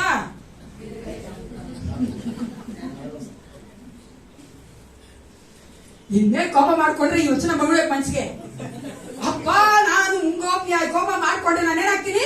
ಮೂರ್ಖನಾಗ್ಬಿಡ್ತೀನಿ ಅಂತ ಅನ್ಕೊಬೇಕು ನಾವು. Because God's word works in us, isn't it? Hallelujah. ದೇವ್ರ ವಾಕ್ಯ ನಮ್ಮ ಜೀವಿಸೋದ್ರಲ್ಲಿ ಈ ರೀತಿಯಾಗಿನೇ. ದೇವ್ರ ವಾಕ್ಯದಲ್ಲಿ ನಾವು ಇದ್ದೇವೆ, ಬೆಳಿತೇವೆ ಇದೆ ಪ್ರಿಯರೇ. ದೇವ್ರ ವಾಕ್ಯ ನಮ್ಮ ಒಳಗಡೆ ಕ್ರಿಯೆ ಮಾಡ್ತಾ ಇದೆ ಅಂದ್ರೆ ನಮ್ಮ ಸ್ವಭಾವವನ್ನು ಬದಲಾಯಿಸ್ತಾ ಇರಬೇಕು. ಬದಲಾಯಿಸೋದಕ್ಕೆ ಅದು ಶಕ್ತವಾಗಿದೆ. ಅದನ್ನ ನಾವೆಷ್ಟು ಒಪ್ಪಿಸ್ಕೊಡ್ತೀವಿ ಅಷ್ಟು. ಎರಡನೇದಾಗಿ ಯಾವ ಒಂದು ಸೈತಾನ ಒಂದು ಸ್ವಭಾವ ನಮ್ಮಲ್ಲಿದೆ, ನಾವು ಆ ಒಂದು ಕಾರ್ಯದಲ್ಲಿ ಇದ್ದೇವೆ, ಇದ್ರೆ ನಾವು ಅದನ್ನು ನೊಗದಲ್ಲಿ ಸಿಕ್ಕೊಳ್ತೇವೆ ಅಂದ್ರೆ ಜಲಸಿ, ಹೊಟ್ಟೆ ಕಿಚ್ಚು. ಇಲ್ಲಿ ನೋಡಿ, ನಾವೆಲ್ಲರೂ ದೇವರಿಂದ ಅದ್ಭುತವಾಗಿ ಯೂನಿಕ್ ಆಗಿ ಸೃಷ್ಟಿ ಮಾಡಲ್ಪಟ್ಟಿದ್ದೇವೆ ಅಲ್ಲ. ನಮ್ಮೆಲ್ಲರಿಗೂ ಬೇರೆ ಬೇರೆ ಬೇರೆ ರೀತಿಯಂತ ಒಂದು ತಲಾಂತಗಳನ್ನ ದೇವರು ಕೊಟ್ಟಿದ್ದಾನೆ, ಬೇರೆ ಬೇರೆ ಅಂತ ಒಂದು ಕೆಪಾಸಿಟಿನ ದೇವರು ಕೊಟ್ಟಿದ್ದಾನೆ, ಸಾಮರ್ಥ್ಯಗಳನ್ನ ದೇವರು ಕೊಟ್ಟಿದ್ದಾನೆ, ಕ್ವಾಲಿಟಿಗಳನ್ನ ದೇವರು ಕೊಟ್ಟಿದ್ದಾನೆ ಅಲ್ವಾ. ನಾವು ತುಂಬಾ ಯಾವಾಗ ಆಲೋಚನೆ ಮಾಡಿದ್ವಿ, ಒಂದೇ ಕುಟುಂಬದಲ್ಲಿ 5 ಮಕ್ಕಳಿದ್ರೆ 5 ಮಕ್ಕಳು ಬೇರೆ ಬೇರೆ ರೀತಿಯಾಗಿದ್ದಾರೆ, 3 ಮಕ್ಕಳಿಂದ 3 ಬೇರೆ ಬೇರೆ ರೀತಿಯಾಗಿದ್ದಾರೆ. 3 ಜನಕ್ಕೂ ಒಂದೇ ಜ್ಞಾನ ಇಲ್ಲ, ಒಂದೇ ಕೆಪಾಸಿಟಿ ಇಲ್ಲ, ಒಂದೇ ಆಲೋಚನೆ ಇಲ್ಲ ಅಲ್ವಾ. ದೇವರು ಪ್ರತಿಯೊಬ್ಬರನ್ನು ಯೂನಿಕ್ ಆಗಿ ಸೃಷ್ಟಿ ಮಾಡಿದ್ದಾನೆ. ಆದ್ದರಿಂದ ನಾವೇನ್ ಮಾಡಬಾರ್ದು ಗೊತ್ತಾ? ನಮ್ಗೆ ಹೊಟ್ಟೆ ಕಿಚ್ಚು ಬರೋದು ಯಾವಾಗ ಗೊತ್ತಾ? ಬೇರೆಯವರೊಂದಿಗೆ ನಾವು ಹೋಲಿಕೆ ಮಾಡಿಕೊಂಡಾಗ, ಕಂಪೇರ್ ಮಾಡ್ಕೊಂಡಾಗ ನಮ್ಗೆ ಜೆಲಸಿ ಸ್ಟಾರ್ಟ್ ಆಗ್ತದೆ. ಯಾಕೋಬ 3:14-15 ಓದೋಣ. James chapter 3 verses 14-15. ಆದರೆ ತೀಕ್ಷ್ಣವಾದ ಮತ್ಸರವು, ಪಕ್ಷಭೇದವು ನಿಮ್ಮ ಹೃದಯದೊಳಗೆ ಇರುವಲ್ಲಿ ನೀವು ಸತ್ಯಕ್ಕೆ ವಿರೋಧವಾಗಿ ಸುಳ್ಳಾಡಿ ಹೊಗಳಿಕೊಳ್ಳಬೇಡಿರಿ. ಅದು ಮೇಲಿನಿಂದ ಬಂದ ಜ್ಞಾನವಲ್ಲ, ಅದು ಭೂಸಂಬಂಧವಾದದ್ದು, ಪ್ರಾಕೃತ ಭಾವವಾದದ್ದು, ದೆವ್ವಗಳಿಗೆ ಸಂಬಂಧಪಟ್ಟದ್ದು. ಇನ್ಮೇಲೆ ಯಾರನ್ನ ಹೊಟ್ಟೆ ಕಿಚ್ಚು ಬಂದ್ರೆ ಸಾಕು, ಹೇಳ್ಕೋಬೇಕು, ದೆವ್ವಗಳಿಗೆ ಸಂಬಂಧಪಟ್ಟದ್ದು. ನಾವ್ಯಾರು ಬೇರೆಯವರೊಂದಿಗೆ ನಮ್ಮ ಹೋಲಿಸೋದು ಬೇಡ. ಯಾಕಂದ್ರೆ ನಾವು ಸೇವಿಸುವಂತ ದೇವರು ಏನ್ ಗೊತ್ತಾ? ಅಯಾಮ್ ದ ಹೂ ಅಯಾಮ್ ಅಂತಾರೆ. ಅಂದ್ರೆ ನಾನಾಗಿದ್ದೇನೆ ಅಂತ ದೇವರ ಕೇಳಿದ್ವಿ. ಯಾಕಂದ್ರೆ ಆತನ ಯಾರು ಕಂಪೇರ್ ಮಾಡಕ್ಕಾಗಲ್ಲ. ನಾವು ಹಂಗೆ ಐದನ್ನ ಯಾರು ಕಂಪೇರ್ ಮಾಡಕ್ಕಾಗಲ್ಲ, ಯಾರು ಕಂಪೇರ್ ಮಾಡಕ್ಕೇ ಆಗಲ್ಲ. ಬೇರೆ ಉದ್ದಲ್ಲಿ ಮಾಡ್ಬೋದು, ಉದ್ದ ಇದ್ದಾರೆ ಪರವಾಗಿಲ್ಲ. ಆದ್ರೆ ಬೇರೆ ಸ್ವಭಾವದಲ್ಲಾಗ್ಲಿ ಬೇರೆ ವಿಷಯದಲ್ಲಿ ನಾನು ಕಂಪೇರ್ ಮಾಡಕ್ಕಾಗಲ್ಲ ಪ್ರಿಯ. ಯಾಕಂದ್ರೆ ದೇವರು ನನ್ನನ್ನ ಯೂನಿಕ್ ಆಗಿ ಸೃಷ್ಟಿ ಮಾಡಿದ್ದಾನೆ. ಆದ್ದರಿಂದ ದಯವಿಟ್ಟು ಕಂಪೇರ್ ಮಾಡಿ ಹೊಟ್ಟೆ ಕಿಚ್ಚು ಪಡಬೇಡಿ. ಬಾಯಲ್ಲಿ ಹೇಳ್ದೇ ಇರ್ಬೋದು, ಮನಸ್ಸಲ್ಲಿ ಇರ್ತದೆ ನಮ್ಗೆ ಅಲ್ವಾ. ಅದಕ್ಕೋಸ್ಕರ ನನ್ನನ್ನ ದೇವರು ನನ್ನ ಕರೆದಿದ್ದಾನೆ, ನಾನು ಅದೇ ರೀತಿಲಿ ಇರ್ಬೇಕು. 3ನೇದ ಸೈತಾನಿಗೆ ಸಂಬಂಧಪಟ್ಟಿದ್ದು ಯಾವ್ದು ಗೊತ್ತಾ? ಸೆಲ್ಫಿಶ್ನೆಸ್. ಹೇಳಿ ನಾನು. ಎಲ್ಲರೂ ನೀವು ಕೇಳ್ರಿ ಭಯ್ಯ, ನೀವು ಬೇರೆ ನಾನು ಅನ್ಬೇಕು. ನಾನು ಅನ್ಬಿಟ್ಟು ಆ ಸೈತಾನ ಏಸಕ್ಕೆ ದೇವರು ಪರಲೋಕನಾಥನ ದೊಡ್ಡ.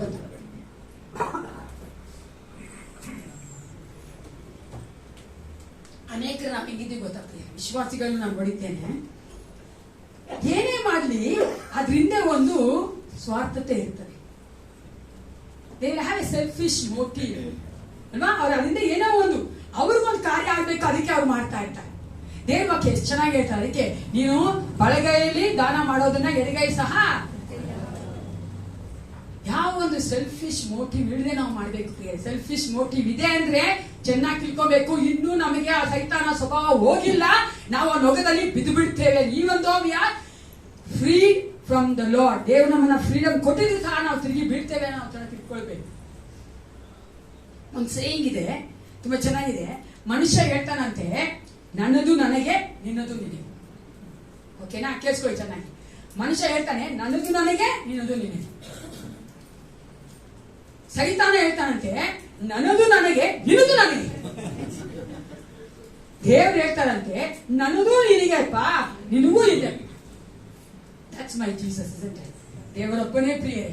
ಸೆಲ್ಫಿಶ್ ಇಲ್ಲದೆ ಅಂದ್ರೆ ಯಾವ ಒಂದು ಸ್ವಾರ್ಥತೆ ಇಲ್ಲದೆ ನಮಗೆ ಮಾಡ್ತಾನಂದ್ರೆ ಏಸಪ್ಪ ಒಬ್ಬರೇ.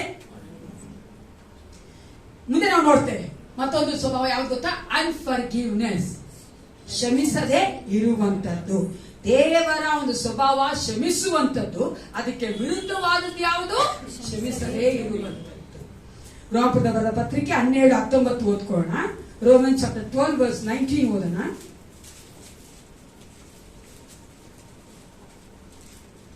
ಪ್ರಿಯರೇ, ನೀವೇ ಮುನಿಗೆ ಮುನಿ ತೀರಿಸದೆ ಶಿಕ್ಷಿಸುವುದನ್ನು ದೇವರಿಗೆ ಬಿಡಿರಿ. ಯಾಕಂದ್ರೆ ಮುನಿಗೆ ಮುನಿ ತೀರಿಸುವುದು ನನ್ನ ಕೆಲಸ, ನಾನೇ ಪ್ರತಿಫಲವನ್ನು ಕೊಡುತ್ತೇನೆ ಎಂದು ಕರ್ತನು ಹೇಳುತ್ತಾನೆಂಬುದಾಗಿ ಬರುತ್ತದೆ. ನೀವು ನೋಡುವುದಾದ್ರೆ, ನಾವು ಕ್ಷಮಿಸದೇ ಇರುವುದಾದ್ರೆ ನಮ್ಮ ಹೃದಯದಲ್ಲಿ ಹಂಗೆ ಇಟ್ಕೊಂಡಿದ್ರೆ ಸ್ವಲ್ಪ ದಿವಸ ಹೋಗ್ತಾ ಹೋಗ್ತಾ ಹೋಗ್ತಾ ಅದು ನಾವು ವೆಂಜನ್ಸ್, ಒಂದು ದ್ವೇಷ ಬರುತ್ತೆ.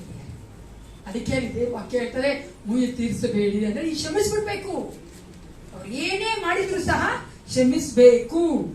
ನಾವು ಒಬ್ಬರನ್ನೊಬ್ಬರ ಕ್ಷಮಿಸ್ಬೇಕಂತಾನೆ ದೇವರು ನಮ್ಮನ್ನ ಕೇಳ್ತಾನೆ. ನೀವು ಒಬ್ಬರನ್ನೊಬ್ಬರು ಕ್ಷಮಿಸುವುದಾ? ನಿಮ್ಮ ಪಾಪಗಳನ್ನ because it's very very important. ಅದು ಬಹಳ ಮುಖ್ಯವಾಗಿ ಬೇಕಾದಂತ ಒಂದು ಸ್ವಭಾವ ಪ್ರಿಯರೇ. ಸೈತಾನಿಗಾದ್ರೂ ಇರುವಂತಹ ಸ್ವಭಾವ ಆತನ ಕ್ಷಮಿಸೋದಿಲ್ಲ. ಆದ್ರೆ ದೇವರು ಕ್ಷಮಿಸುವಾತನಾಗಿದ್ದ ನಮಗೂ ಸಹ ಆ ಸ್ವಭಾವ ಕೊಟ್ಟಿದ್ದಾನೆ. ಅದರಲ್ಲೇ ನಾವು ಇರಬೇಕೆ ಹೊರತು ತಿರುಗಿ ಆ ನೊಗದಲ್ಲಿ ಬೀಳಬಾರ್ದು. ಮುಂದೆ ಇರುವಂತಹ ಒಂದು ಸ್ವಭಾವ ಹಿಪೋಕ್ರಸಿ, ಕಪಟತನ. ಹಿಪೋಕ್ರಸಿ ಅಂತ ಹೇಳ್ಬೇಕಾದ್ರೆ putting the mask on your face. ಅನಿತಾ ಮುಖ ಇದು ನೀವೆಲ್ಲರೂ ನೋಡ್ತಾ ಇದ್ದೀರಾ, ಈ ರೀತಿ ಇದೆ ನಮ್ಮ ಮುಖ. ಆದ್ರೆ ಈ ಮುಖದ ಮೇಲೆ ಇನ್ನೊಂದು ಮುಖ ಹಾಕೊಳ್ಳೋದು. ನಾವು ಹೆಂಗಿದ್ದೇವೆ ಆ ರೀತಿಯಾಗಿ ಇರೋದಿಲ್ಲ ಪ್ರಿಯರೇ. We will pretend that we are good, we are better than others ಅಂತ. ಅಂದ್ರೆ ನಾವೇನ್ ಮಾಡ್ತೀವಿ, ಮುಖದ ಮೇಲೆ ಬೇರೆಯವ್ರನ್ನ ಹಾಕೊಂತೀವಿ ಅಂದ್ರೆ ಮಾಸ್ಕ್ ನ, ನಾವು ಬೇರೆಯವ್ರಿಗಿಂತ ಒಳ್ಳೆಯವರು, ಬೇರೆಯವ್ರಿಗಿಂತ ನಾನು ಚೆನ್ನಾಗಿದ್ದೀನಿ, ಬೇರೆಯವ್ರಿಗಿಂತ ನಾನು ನೀತಿವಂತನು, ಬೇರೆಯವ್ರಿಗಿಂತ ನಾನು ಆತ್ಮಿಕ ತೋರಿಸಿಕೊಳ್ಳುವಂತದ್ದೇ ಹಿಪೋಕ್ರಸಿ, ಕಪಟತನ. God hates hypocrisy. ದೇವರು ಆ ಕಪಟತನವನ್ನ ದ್ವೇಷ ಮಾಡ್ತಾನೆ. ನಾವು ಏನಾಗಿದ್ದೇವೋ ಹಂಗೆ ಇರ್ಬೇಕು ನೋಡಿ. ಸ್ವಲ್ಪ ಸಭೆ ನಾವು ಹೆಂಗಿದ್ದೀವೋ ಹಂಗೆ ಇರ್ಬೇಕು, ಮನೆಯಲ್ಲಿ ಹೆಂಗಿದ್ದೀವೋ ಹಂಗೆ ಇರ್ಬೇಕು. ನಾವು ಅನೇಕ ತುಂಬಾ ನಾಟಕ ಮಾಡ್ತೀವಲ್ಲ, ಅವಿಶ್ವಾಸಿ ಮುಂದೆ ಒಂಥರ ಜೀವನ ಮಾಡ್ತೀವಿ, ವಿಶ್ವಾಸಿಗಳ ಮುಂದೆ ಒಂಥರ ಜೀವನ ಮಾಡ್ತೀವಿ, ಮನೆ ಒಳಗಡೆ ಒಂಥರ ಜೀವನ ಮಾಡ್ತೀವಿ. ಯಾರನ್ನ ಮೆಚ್ಚಿಸ್ತಾ ಇರ್ತೀವಿ? ಮೇಲೆ ಇರುವಂತ ಏಸಪ್ಪ ನನ್ನ ಹೃದಯ ಅಂತ ಪರಿಶುದ್ಧಾತ್ಮ ನಗ್ತಾ ಇರ್ತಾ ಇರ್ತೀವಿ ಅಲ್ವಾ? ಎಲ್ಲಾ ಕಡೆ ಒಂದೇ ತರ ಇರ್ಬೇಕು. ನಾವು ಆ ಒಂದು ಮಾಸ್ಕ್ ಅನ್ನ ಹಾಕೋಬಾರ್ದು. ಗಲಾತ್ಯ 6:3 ಓದೋಣ. ಹಂಗ್ ಮಾಡೋರು ಏನಾಗ್ತಾರೆ ಅಂತ. ಗಲಾತ್ಯ ಬರೆದ ಪತ್ರಿಕೆ 6:3, 6ನೇ ಅಧ್ಯಾಯದಲ್ಲಿ 3ನೇ ವಚನ ಓದಿ ಬೇಗ ಯಾರಾದ್ರು. ಯಾವನಾದರೂ ಅಲ್ಪನಾಗಿದ್ದು ತಾನು ದೊಡ್ಡವನೆಂದು ಭಾವಿಸಿಕೊಂಡ್ರೆ ತನ್ನನ್ನು ತಾನೇ ಮೋಸ ಮಾಡಿಕೊಳ್ತಾ ಇದ್ದಾನೆ. ಯಾರು ಮೋಸ ಮಾಡೋದ್ ಬೇಡ ಅವ್ರಿಗೆ, ಆತನವರೇ ಮೋಸ ಮಾಡ್ತಾರೆ.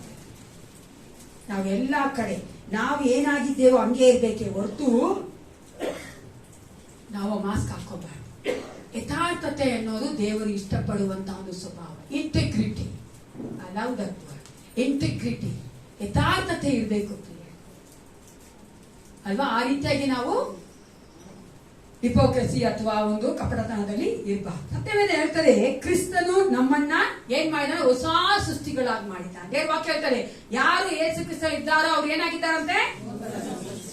ನೂತನ ಸೃಷ್ಟಿಯಾಗಿದ್ದಾರೆ. ಹಳೆಯದೆಲ್ಲ ಹೊರಟೋಯ್ತಲ್ವಾ?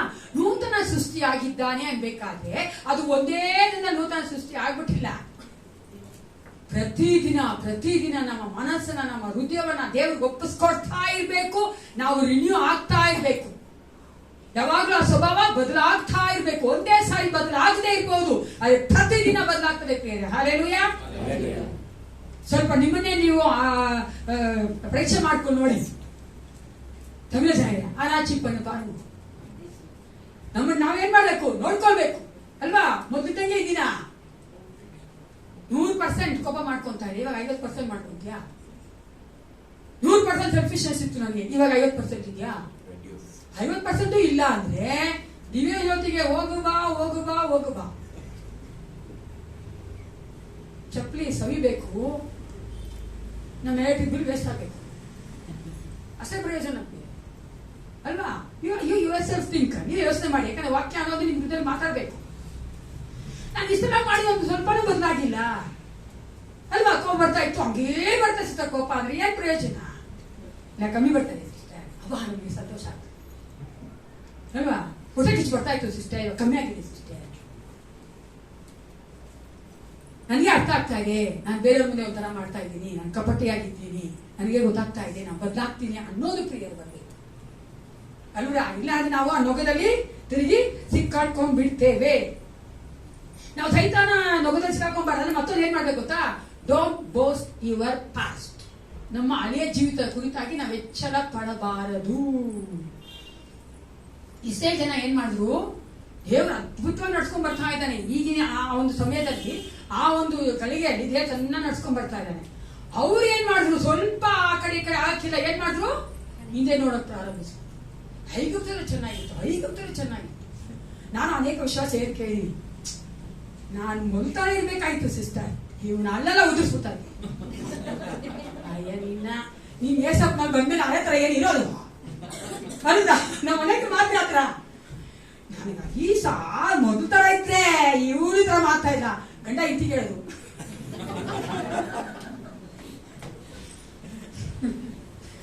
ನೋಡಿ ಏನ್ ಭಯ ಪಡ್ತಾ ಇದ್ರು.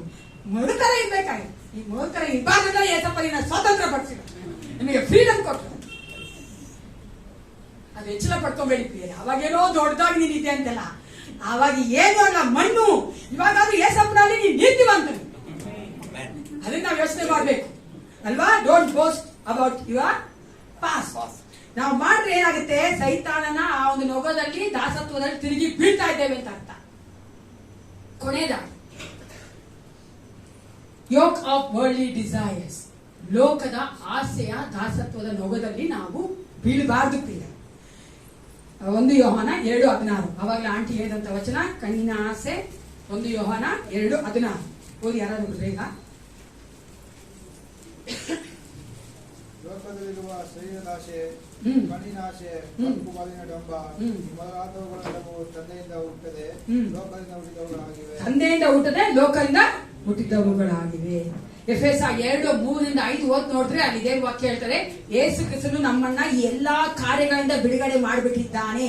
ಬಿಡುಗಡೆ ಮಾಡುವಂತ ನಾವು ಬಿಡುಗಡೆ ಹೋಗಿ ನಮ್ಮ ಮಕ್ಕಳಾಗಿದ್ದೇವೆ. ಆದ್ರೆ ಆ ನೊಗದಲ್ಲಿ ತಿರುಗಿ ಸಿಕ್ಕಿಕೊಳ್ಬಾರ್ದಂದ್ರೆ, ವರ್ಲ್ಡ್ಲಿ ಡಿಸೈರ್ಸ್ ಅಲ್ಲಿ ತಿರುಗಿ ಸಿಕ್ಕಿಕೊಳ್ಬಾರ್ದು, ಲೋಕದ ಆಸೆಯಲ್ಲಿ ನಾವು ಸಿಕ್ಕೊಳ್ಬಾರ್ದಂದ್ರೆ ಏನ್ ಮಾಡ್ಬೇಕು? ಮೊಟ್ಟ ಮೊದಲನೇದಾಗಿ ನಾವು ಅರ್ಥ ಮಾಡ್ಕೋಬೇಕಾಗಿರೋದು, ನಾವು ಈ ಲೋಕದವರಲ್ಲ, ನಾವು ಪರಲೋಕದ ಸಂಸ್ಥಾನದವರು. ನಾವ್ ಯಾವ ಸಿಟಿಸನ್ಶಿಪ್ ಇದೆ ನಮ್ಗೆ? ಜೋರಾಗಿ ಯಾರ ಪರಲೋಕ ಜೋರಾಗಿ ಹೇಳಿ. ಪರಲೋಕ ಸಂಸ್ಥಾನ, ಯಾರ ಸಿಟಿಸನ್ಸ್ ಆಫ್ ಹೆವೆನ್.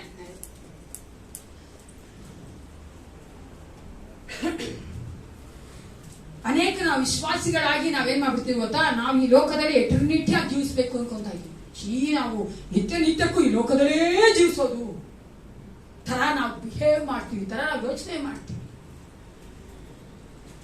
ನಿತ್ಯಕ್ಕೂ ನಾವು ಲೋಕದಲ್ಲಿ ಇರಕ್ಕಲ್ಲ ಪ್ರಿಯರೇ. ದೇವರು ನಮ್ಮನ್ನು ಕರೆದಿರೋದು, ನಮಗಂತ ದೇವರು ಒಂದು ಸ್ಥಾನ ಇಟ್ಟಿದ್ದಾನೆ. ಎಲ್ಲಿ? ಇದು ಬೇರೆ ನಾವು ಸರ್ಜನ್ ಅಥವಾ ನಾವು ಇಲ್ಲಿ ಪ್ರಯಾಣ ಮಾಡ್ತಾ ಇರೋದಷ್ಟೇ. ನಾವು ಆ ರೀತಿಯಾಗಿ ಯೋಚನೆ ಮಾಡಬಾರ್ದು. ಈ ಒಂದು ಲೋಕದ ಆಸೆಗಳಿಂದ ಹೊರಗಡೆ ಬರ್ಬೇಕಂದ್ರೆ ನಾವೇನ್ ಮಾಡ್ಬೇಕು? ಲೋಕದ ಕುರಿತಾಗಿ ಯೋಚನೆ ಮಾಡ್ತಾ ಇರ್ಬೇಕು, ಲೋಕದ ಕುರಿತಾಗಿ ಮಾತಾಡ್ತಾ ಇರ್ಬೇಕು ಅಲ್ವಾ? ಅದು ಮಾಡಿದ್ರೆ ನಾವೇನ್ ಮಾಡ್ಬೇಕು ಪ್ರಿಯ? ನಾವು ಅಧಿಕವಾಗಿ ಆತ್ಮಿಕ ಕಾರ್ಯಗಳನ್ನ ಮಾತಾಡ್ಬೇಕು, ಸತ್ಯವೇದ ಓದ್ಬೇಕು, ಪ್ರಾರ್ಥನೆ ಮಾಡ್ಬೇಕು, ಅಧಿಕವಾಗಿ ಆತ್ಮಿಕ ಕಾರ್ಯಗಳ ಬಗ್ಗೆ ಯೋಚನೆ ಮಾಡ್ಬೇಕು. ಒಳ್ಳೆ ಒಂದು ವಚನ ಇದೆ, every one has to underline this and meditate this. ಕೊಲೆಸೆಯವರ ಪತ್ರಿಕೆ 3:2-3. ಮೇಲಿರುವಂತವುಗಳ ಮೇಲೆ, ಕೊಲೆಸ 3:2-3 ಎಲ್ಲರೂ ನೋಡಿ. ಮೇಲಿರುವಂತಗಳ ಮೇಲೆ ಮನಸ್ಸಿಡಿರಿ, ಭೂ ಸಂಬಂಧವಾದವುಗಳ ಮೇಲೆ ಇಡಬೇಡಿರಿ, ಯಾಕೆಂದರೆ ನೀವು ಸತ್ತಿರಲ್ಲ, ನಿಮ್ಮ ಜೀವವು ಕ್ರಿಸ್ತನೊಂದಿಗೆ ದೇವರಿಗೆ ಮರೆಯಾಗಿಟ್ಟಿದೆ. Set your hearts and minds on heavenly things. ಪರಲೋಕದ ಕಾರ್ಯಗಳ ಮೇಲೆ ನಾವು ಮನಸ್ಸಿಡಬೇಕು. ನಾವು ಆಸೆ ಪಡಬೇಕು ಈ ಒಂದು ಆತ್ಮಿಕ ಕಾರ್ಯಗಳನ್ನ ಮಾಡೋದಕ್ಕಾಗಿ. ಆತ್ಮಿಕ ಕಾರ್ಯ ಮಾಡೋದಕ್ಕೆ ನಾವು ಅಧಿಕವಾಗಿ ಅದರ ಕುರಿತಾಗಿ ಮಾತಾಡಬೇಕು. Let's examine ourselves. ವಿಶ್ವಾಸಿಗಳಾದ ನಾವು, ಸೇವಕರಾದ ನಾವು ಸೇರಿ ಬರ್ಬೇಕಾದ್ರೆ ಎಷ್ಟು ಆತ್ಮಿಕ ಕಾರ್ಯ ಮಾತಾಡ್ತೀವಿ, ಎಷ್ಟು ವರ್ಲ್ಡ್ಲಿ ಥಿಂಗ್ಸ್ ನ ಮಾತಾಡ್ತೀವಿ ಅಲ್ವಾ? ಪರ್ಸೆಂಟೇಜ್ ನೋಡಿದ್ರೆ ವರ್ಲ್ಡ್ಲಿ ಥಿಂಗ್ಸ್ ಜಾಸ್ತಿ, ಆತ್ಮಿಕ ಕಾರ್ಯಗಳು ಕಮ್ಮಿ. ಅವಾಗ ಯಾವ್ದ ಮೇಲೆ ಮನಸ್ಸಿಟ್ಟಿದ್ದೀವಿ ಅರ್ಥ? ಲೋಕದ ಮೇಲೆ ಮನಸ್ಸಿಟ್ಟಿದ್ದೀವಿ. ನಾವು ಲೋಕದ ಮೇಲೆ ಮನಸ್ಸಿಟ್ಟಿರುವುದಾದ್ರೆ ನಮ್ಮನ್ನ ದೇವರು ಬಿಡುಗಡೆ ಮಾಡಿದ ಲೋಕದ ಕಾರ್ಯಗಳಿಂದ, ಲೋಕದ ಆಸೆಗಳಿಂದ, ಅದಕ್ಕೆ ನಾವು ತಿರುಗಿ ಏನ್ ಮಾಡ್ತಾ ಇದೀವಿ? ಸಿಕ್ಕೊಳ್ತಾ ಇದ್ದೀವಿ ಅಂತ ಅರ್ಥ. Again we are entangled ourselves yoke of worldly desires. ತಿರುಗಿ ಸ್ಲೇವ್ಸ್ ಆಗ್ತಾ ಇದೀವಿ, ದಾಸರಾಗ್ತಾ ಇದೀವಿ ಅಂತ ಅರ್ಥ. ಈ ಬರೀ 13:5 ನೀವು ನೋಡುವುದಾದ್ರೆ ಪ್ರಿಯರೇ, ಅಲ್ಲಿ ತೃಪ್ತಿಯ ಬಗ್ಗೆ ಮಾತಾಡ್ತಾರೆ. ಕಂಟೆಂಟ್ಮೆಂಟ್. ವಿಶ್ವಾಸಿಯಾದ ನಮಗೆ ತೃಪ್ತಿಯ ಜೀವಿತ ಇರಬೇಕು. ಏನಿರ್ಬೇಕು ನಮ್ಗೆ? ನಮ್ಮೆಲ್ರಿಗೂ ಗೊತ್ತಾ 10 ದಶಾಜ್ಞೆಗಳು ಗೊತ್ತಲ್ವ? 10 ಆಜ್ಞೆಗಳು. ಕೊನೆ ಆಜ್ಞೆ ಏನು? ಹಲೋ, ಸಂಡೇ ಸ್ಕೂಲ್ ನಿಮ್ಗೆ ಕೊನೆ ಆಜ್ಞೆ ಏನ್ರಿ? ಆಶಿಸಬಾರದು. ನಾವು ತೃಪ್ತಿ ಆಗಿರ್ಬೇಕಂದ್ರೆ ಆಶಿಸಬಾರ್ದು ಅಲ್ವಾ? ಆಶಿಸಬಾರ್ದು. ತೃಪ್ತಿಯ ಜೀವಿತ ಏಸಪ್ಪ ನಮ್ಗೆ ಕೊಟ್ಟಿದ್ದಾನೆ. ದೇವರು ನಮಗೆ ಬೇಕಾದೆಲ್ಲವನ್ನ ಕೊಡುವಂತ ದೇವನಾಗಿದ್ದಾರೆ. ಇಬ್ರಿ 13:5 ಓದನ ವಚನ ಓದಿ ನಾವು ಪ್ರಾರ್ಥನೆ ಮಾಡೋಣ. ನಾನು ನಿನ್ನನ್ನು ಎಂದಿಗೂ ಕೈ ಬಿಡುವುದಿಲ್ಲ, ನಾನು ನಿನ್ನನ್ನು ಎಂದಿಗೂ ಕೈ ಬಿಡುವುದಿಲ್ಲ, ತೊರೆಯುವುದಿಲ್ಲ ಎಂದು ದೇವರು ತಾನೇ ಹೇಳಿದ್ದಾನೆ. ನನ್ನ ಏಸಪ್ಪ ನನ್ನೊಂದಿಗಿದ್ದು ಕೈ ಬಿಡೋದಿಲ್ಲ, ತರೋದಿಲ್ಲ ಅಂದ್ರೆ ನಾನು ತೃಪ್ತಿಯಾಗಿರ್ಬೇಕು. ಹಲ್ಲೆಲೂಯಾ. ನಾವು ತಿರುಗಿ ಸೈತಾನನ, ಲೋಕದ, ಪಾಪದ ಈ ಒಂದು ನೊಗವೆಂಬ ದಾಸತ್ವದಲ್ಲಿ ಬೀಳಬಾರ್ದಂದ್ರೆ ನಾನು ಯೇಸು ಕ್ರಿಸ್ತನಲ್ಲಿ ಅನ್ಯೋನ್ಯತೆಯಿಂದಿರಬೇಕು, ವಿಶ್ವಾಸಿ ಮಕ್ಕಳೊಂದಿಗೆ ಅನ್ಯೋನ್ಯತೆಯಿಂದಿರಬೇಕು, ಲೋಕದ ಕಾರ್ಯ ಕುರಿತಾಗಿ ಅಧಿಕವಾಗಿ ಮಾತಾಡಬಾರ್ದು ಅಲ್ವಾ. ಅದೇ ರೀತಿಯಾಗಿ ಸೈತಾನಿಗೆ ಸಂಬಂಧಪಟ್ಟಂತಹ ಆ ಒಂದು ಸ್ವಭಾವಗಳು ನಮ್ಮಲ್ಲಿ ಇರಬಾರ್ದು. ಎಲ್ಲರೂ ಎದ್ದು ನಿಂತ್ಕೊಳ್ಳೋಣ.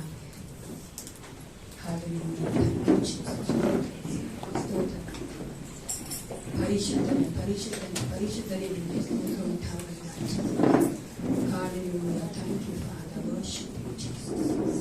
ಸ್ತೋತ್ರ ಸ್ತೋತ್ರ. ಈ ಒಂದು 2 ನಿಮಿಷಗಳ ಕಾಲ ಪ್ರಿಯ ನಾವೆಲ್ಲರೂ ಬಾಯಿ ತೆಗೆದು ನಮ್ಮ ದೇಶಕ್ಕೋಸ್ಕರ ಪ್ರಾರ್ಥನೆ ಮಾಡಿಕೊಳ್ಳೋಣ. ಭಾರತ ದೇಶವನ್ನು ದೇವರು ತಾನೇ ಕಾಪಾಡಬೇಕಾಗಿದೆ. ಭಾರತ ದೇಶವನ್ನು ದೇವರು ತಾನೇ ಸಂರಕ್ಷಿಸಬೇಕಾಗಿದೆ. ಭಾರತ ದೇಶದಲ್ಲಿರುವಂತಹ ಎಲ್ಲ ಸೈತಾನ ಕಾರ್ಯಗಳನ್ನು ದೇವರು ತಾನೇ ತೆಗೆದುಹಾಕಬೇಕಾಗಿದೆ. ಎಲ್ಲರೂ ಸೇರಿ ಪ್ರಾರ್ಥನೆ ಮಾಡೋಣ. ಹಲ್ಲೆಲೂಯಾ. ಪರಿಶುದ್ಧನೆ ಪರಿಶುದ್ಧನೆ ಏಸಪ್ಪ, ಈ ಸಮಯದಲ್ಲಿ ನಾವು ಭಾರತ ದೇಶವನ್ನು ಒಪ್ಪಿಸಿಕೊಳ್ಳುತ್ತೇವೆ. ನಾವು ಭಾರತ ದೇಶ ನಾವು ಹುಟ್ಟಬೇಕೆಂದು, ಈ ಜಾಗದಲ್ಲಿ ನಾವು ವಾಸ ಮಾಡಬೇಕೆಂದು ಈ ನಿಶ್ಚಯಿಸಿದ್ದಲ್ಲ ರಾಜ್ಯ ಅಪ್ಪ. 75ನೇ ಒಂದು ವಾರ್ಷಿಕ ಸ್ವಾತಂತ್ರ್ಯ ದಿನದಲ್ಲಿ ನಾವು ನಿಮಗೆ ಒಪ್ಪಿಸಿಕೊಡ್ತೇವೆ ಭಾರತ ದೇಶವನ್ನ. ಹೌದು ರಾಜ, ನೀನೇ ಕರ್ತರೆ ಅಪ್ಪ. ಭಾರತ ದೇಶದ ಪ್ರತಿಯೊಂದು ರಾಜ್ಯದಲ್ಲೂ ಏಸಪ್ಪ ನೀವು ಕಾರ್ಯ ಮಾಡು. ಪ್ರತಿಯೊಂದು ಮಕ್ಕಳು ನೀನು ಮುಟ್ಟಬೇಕೆ ನಾನು ಬೇಡುತ್ತೇನೆ ಅಪ್ಪ. ನಮಗಿರುವಂತಹ ಎಲ್ಲ ತೊಂದರೆಗಳನ್ನು ಬಿಡುಗಡೆ ಮಾಡಬೇಕೆ ನಾವು ಬೇಡುತ್ತೇವಪ್ಪ.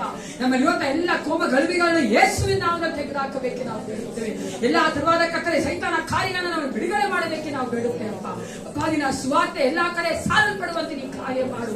ಅದಕ್ಕೆ ಇರುವಂತಹ ತಡೆಗಳನ್ನು ತೆಗೆಯಬೇಕೆ ನಾವು ಒಪ್ಪಿಸಿಕೊಡುತ್ತೇವೆ. ನಾವು ನಮ್ಮ ಮಕ್ಕಳು ಕತ್ತಲೆ ಸುಕ್ಷೇಮವಾಗಿ ಜೀವಿಸಬೇಕೆಂದೇ ನಾವು ಭಾರತ ದೇಶವನ್ನು ಒಪ್ಪಿಸಿಕೊಡುತ್ತೇವಪ್ಪ.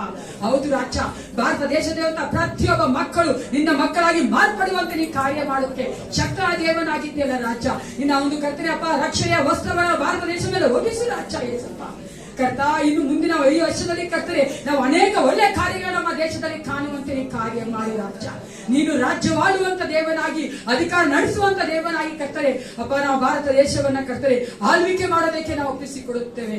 ನೀವೇ ನಮ್ಮನ್ನ ಎಲ್ಲರನ್ನ ಕರ್ತನೆ ಅಪ್ಪ, ಭಾರತ ದೇಶದಲ್ಲಿ ವಾಸ ಮಾಡುವ ಪ್ರತಿಯೊಬ್ಬರನ್ನ ಕರ್ತರೆ ಚಿಕ್ಕ ಮಗುವಿನ ದೊಡ್ಡವರೆಗೂ ನೀನು ಆಶೀರ್ವದಿಸಿ ನಡೆಸಿಕೊಡಬೇಕೆಂದು ಯೇಸು ಕ್ರಿಸ್ತನ ನಾಮದಲ್ಲಿ ಪ್ರಾರ್ಥಿಸುತ್ತೇನೆ. ಒಳ್ಳೆ ಪಿತನೇ, ನನ್ನ ಮನವೇ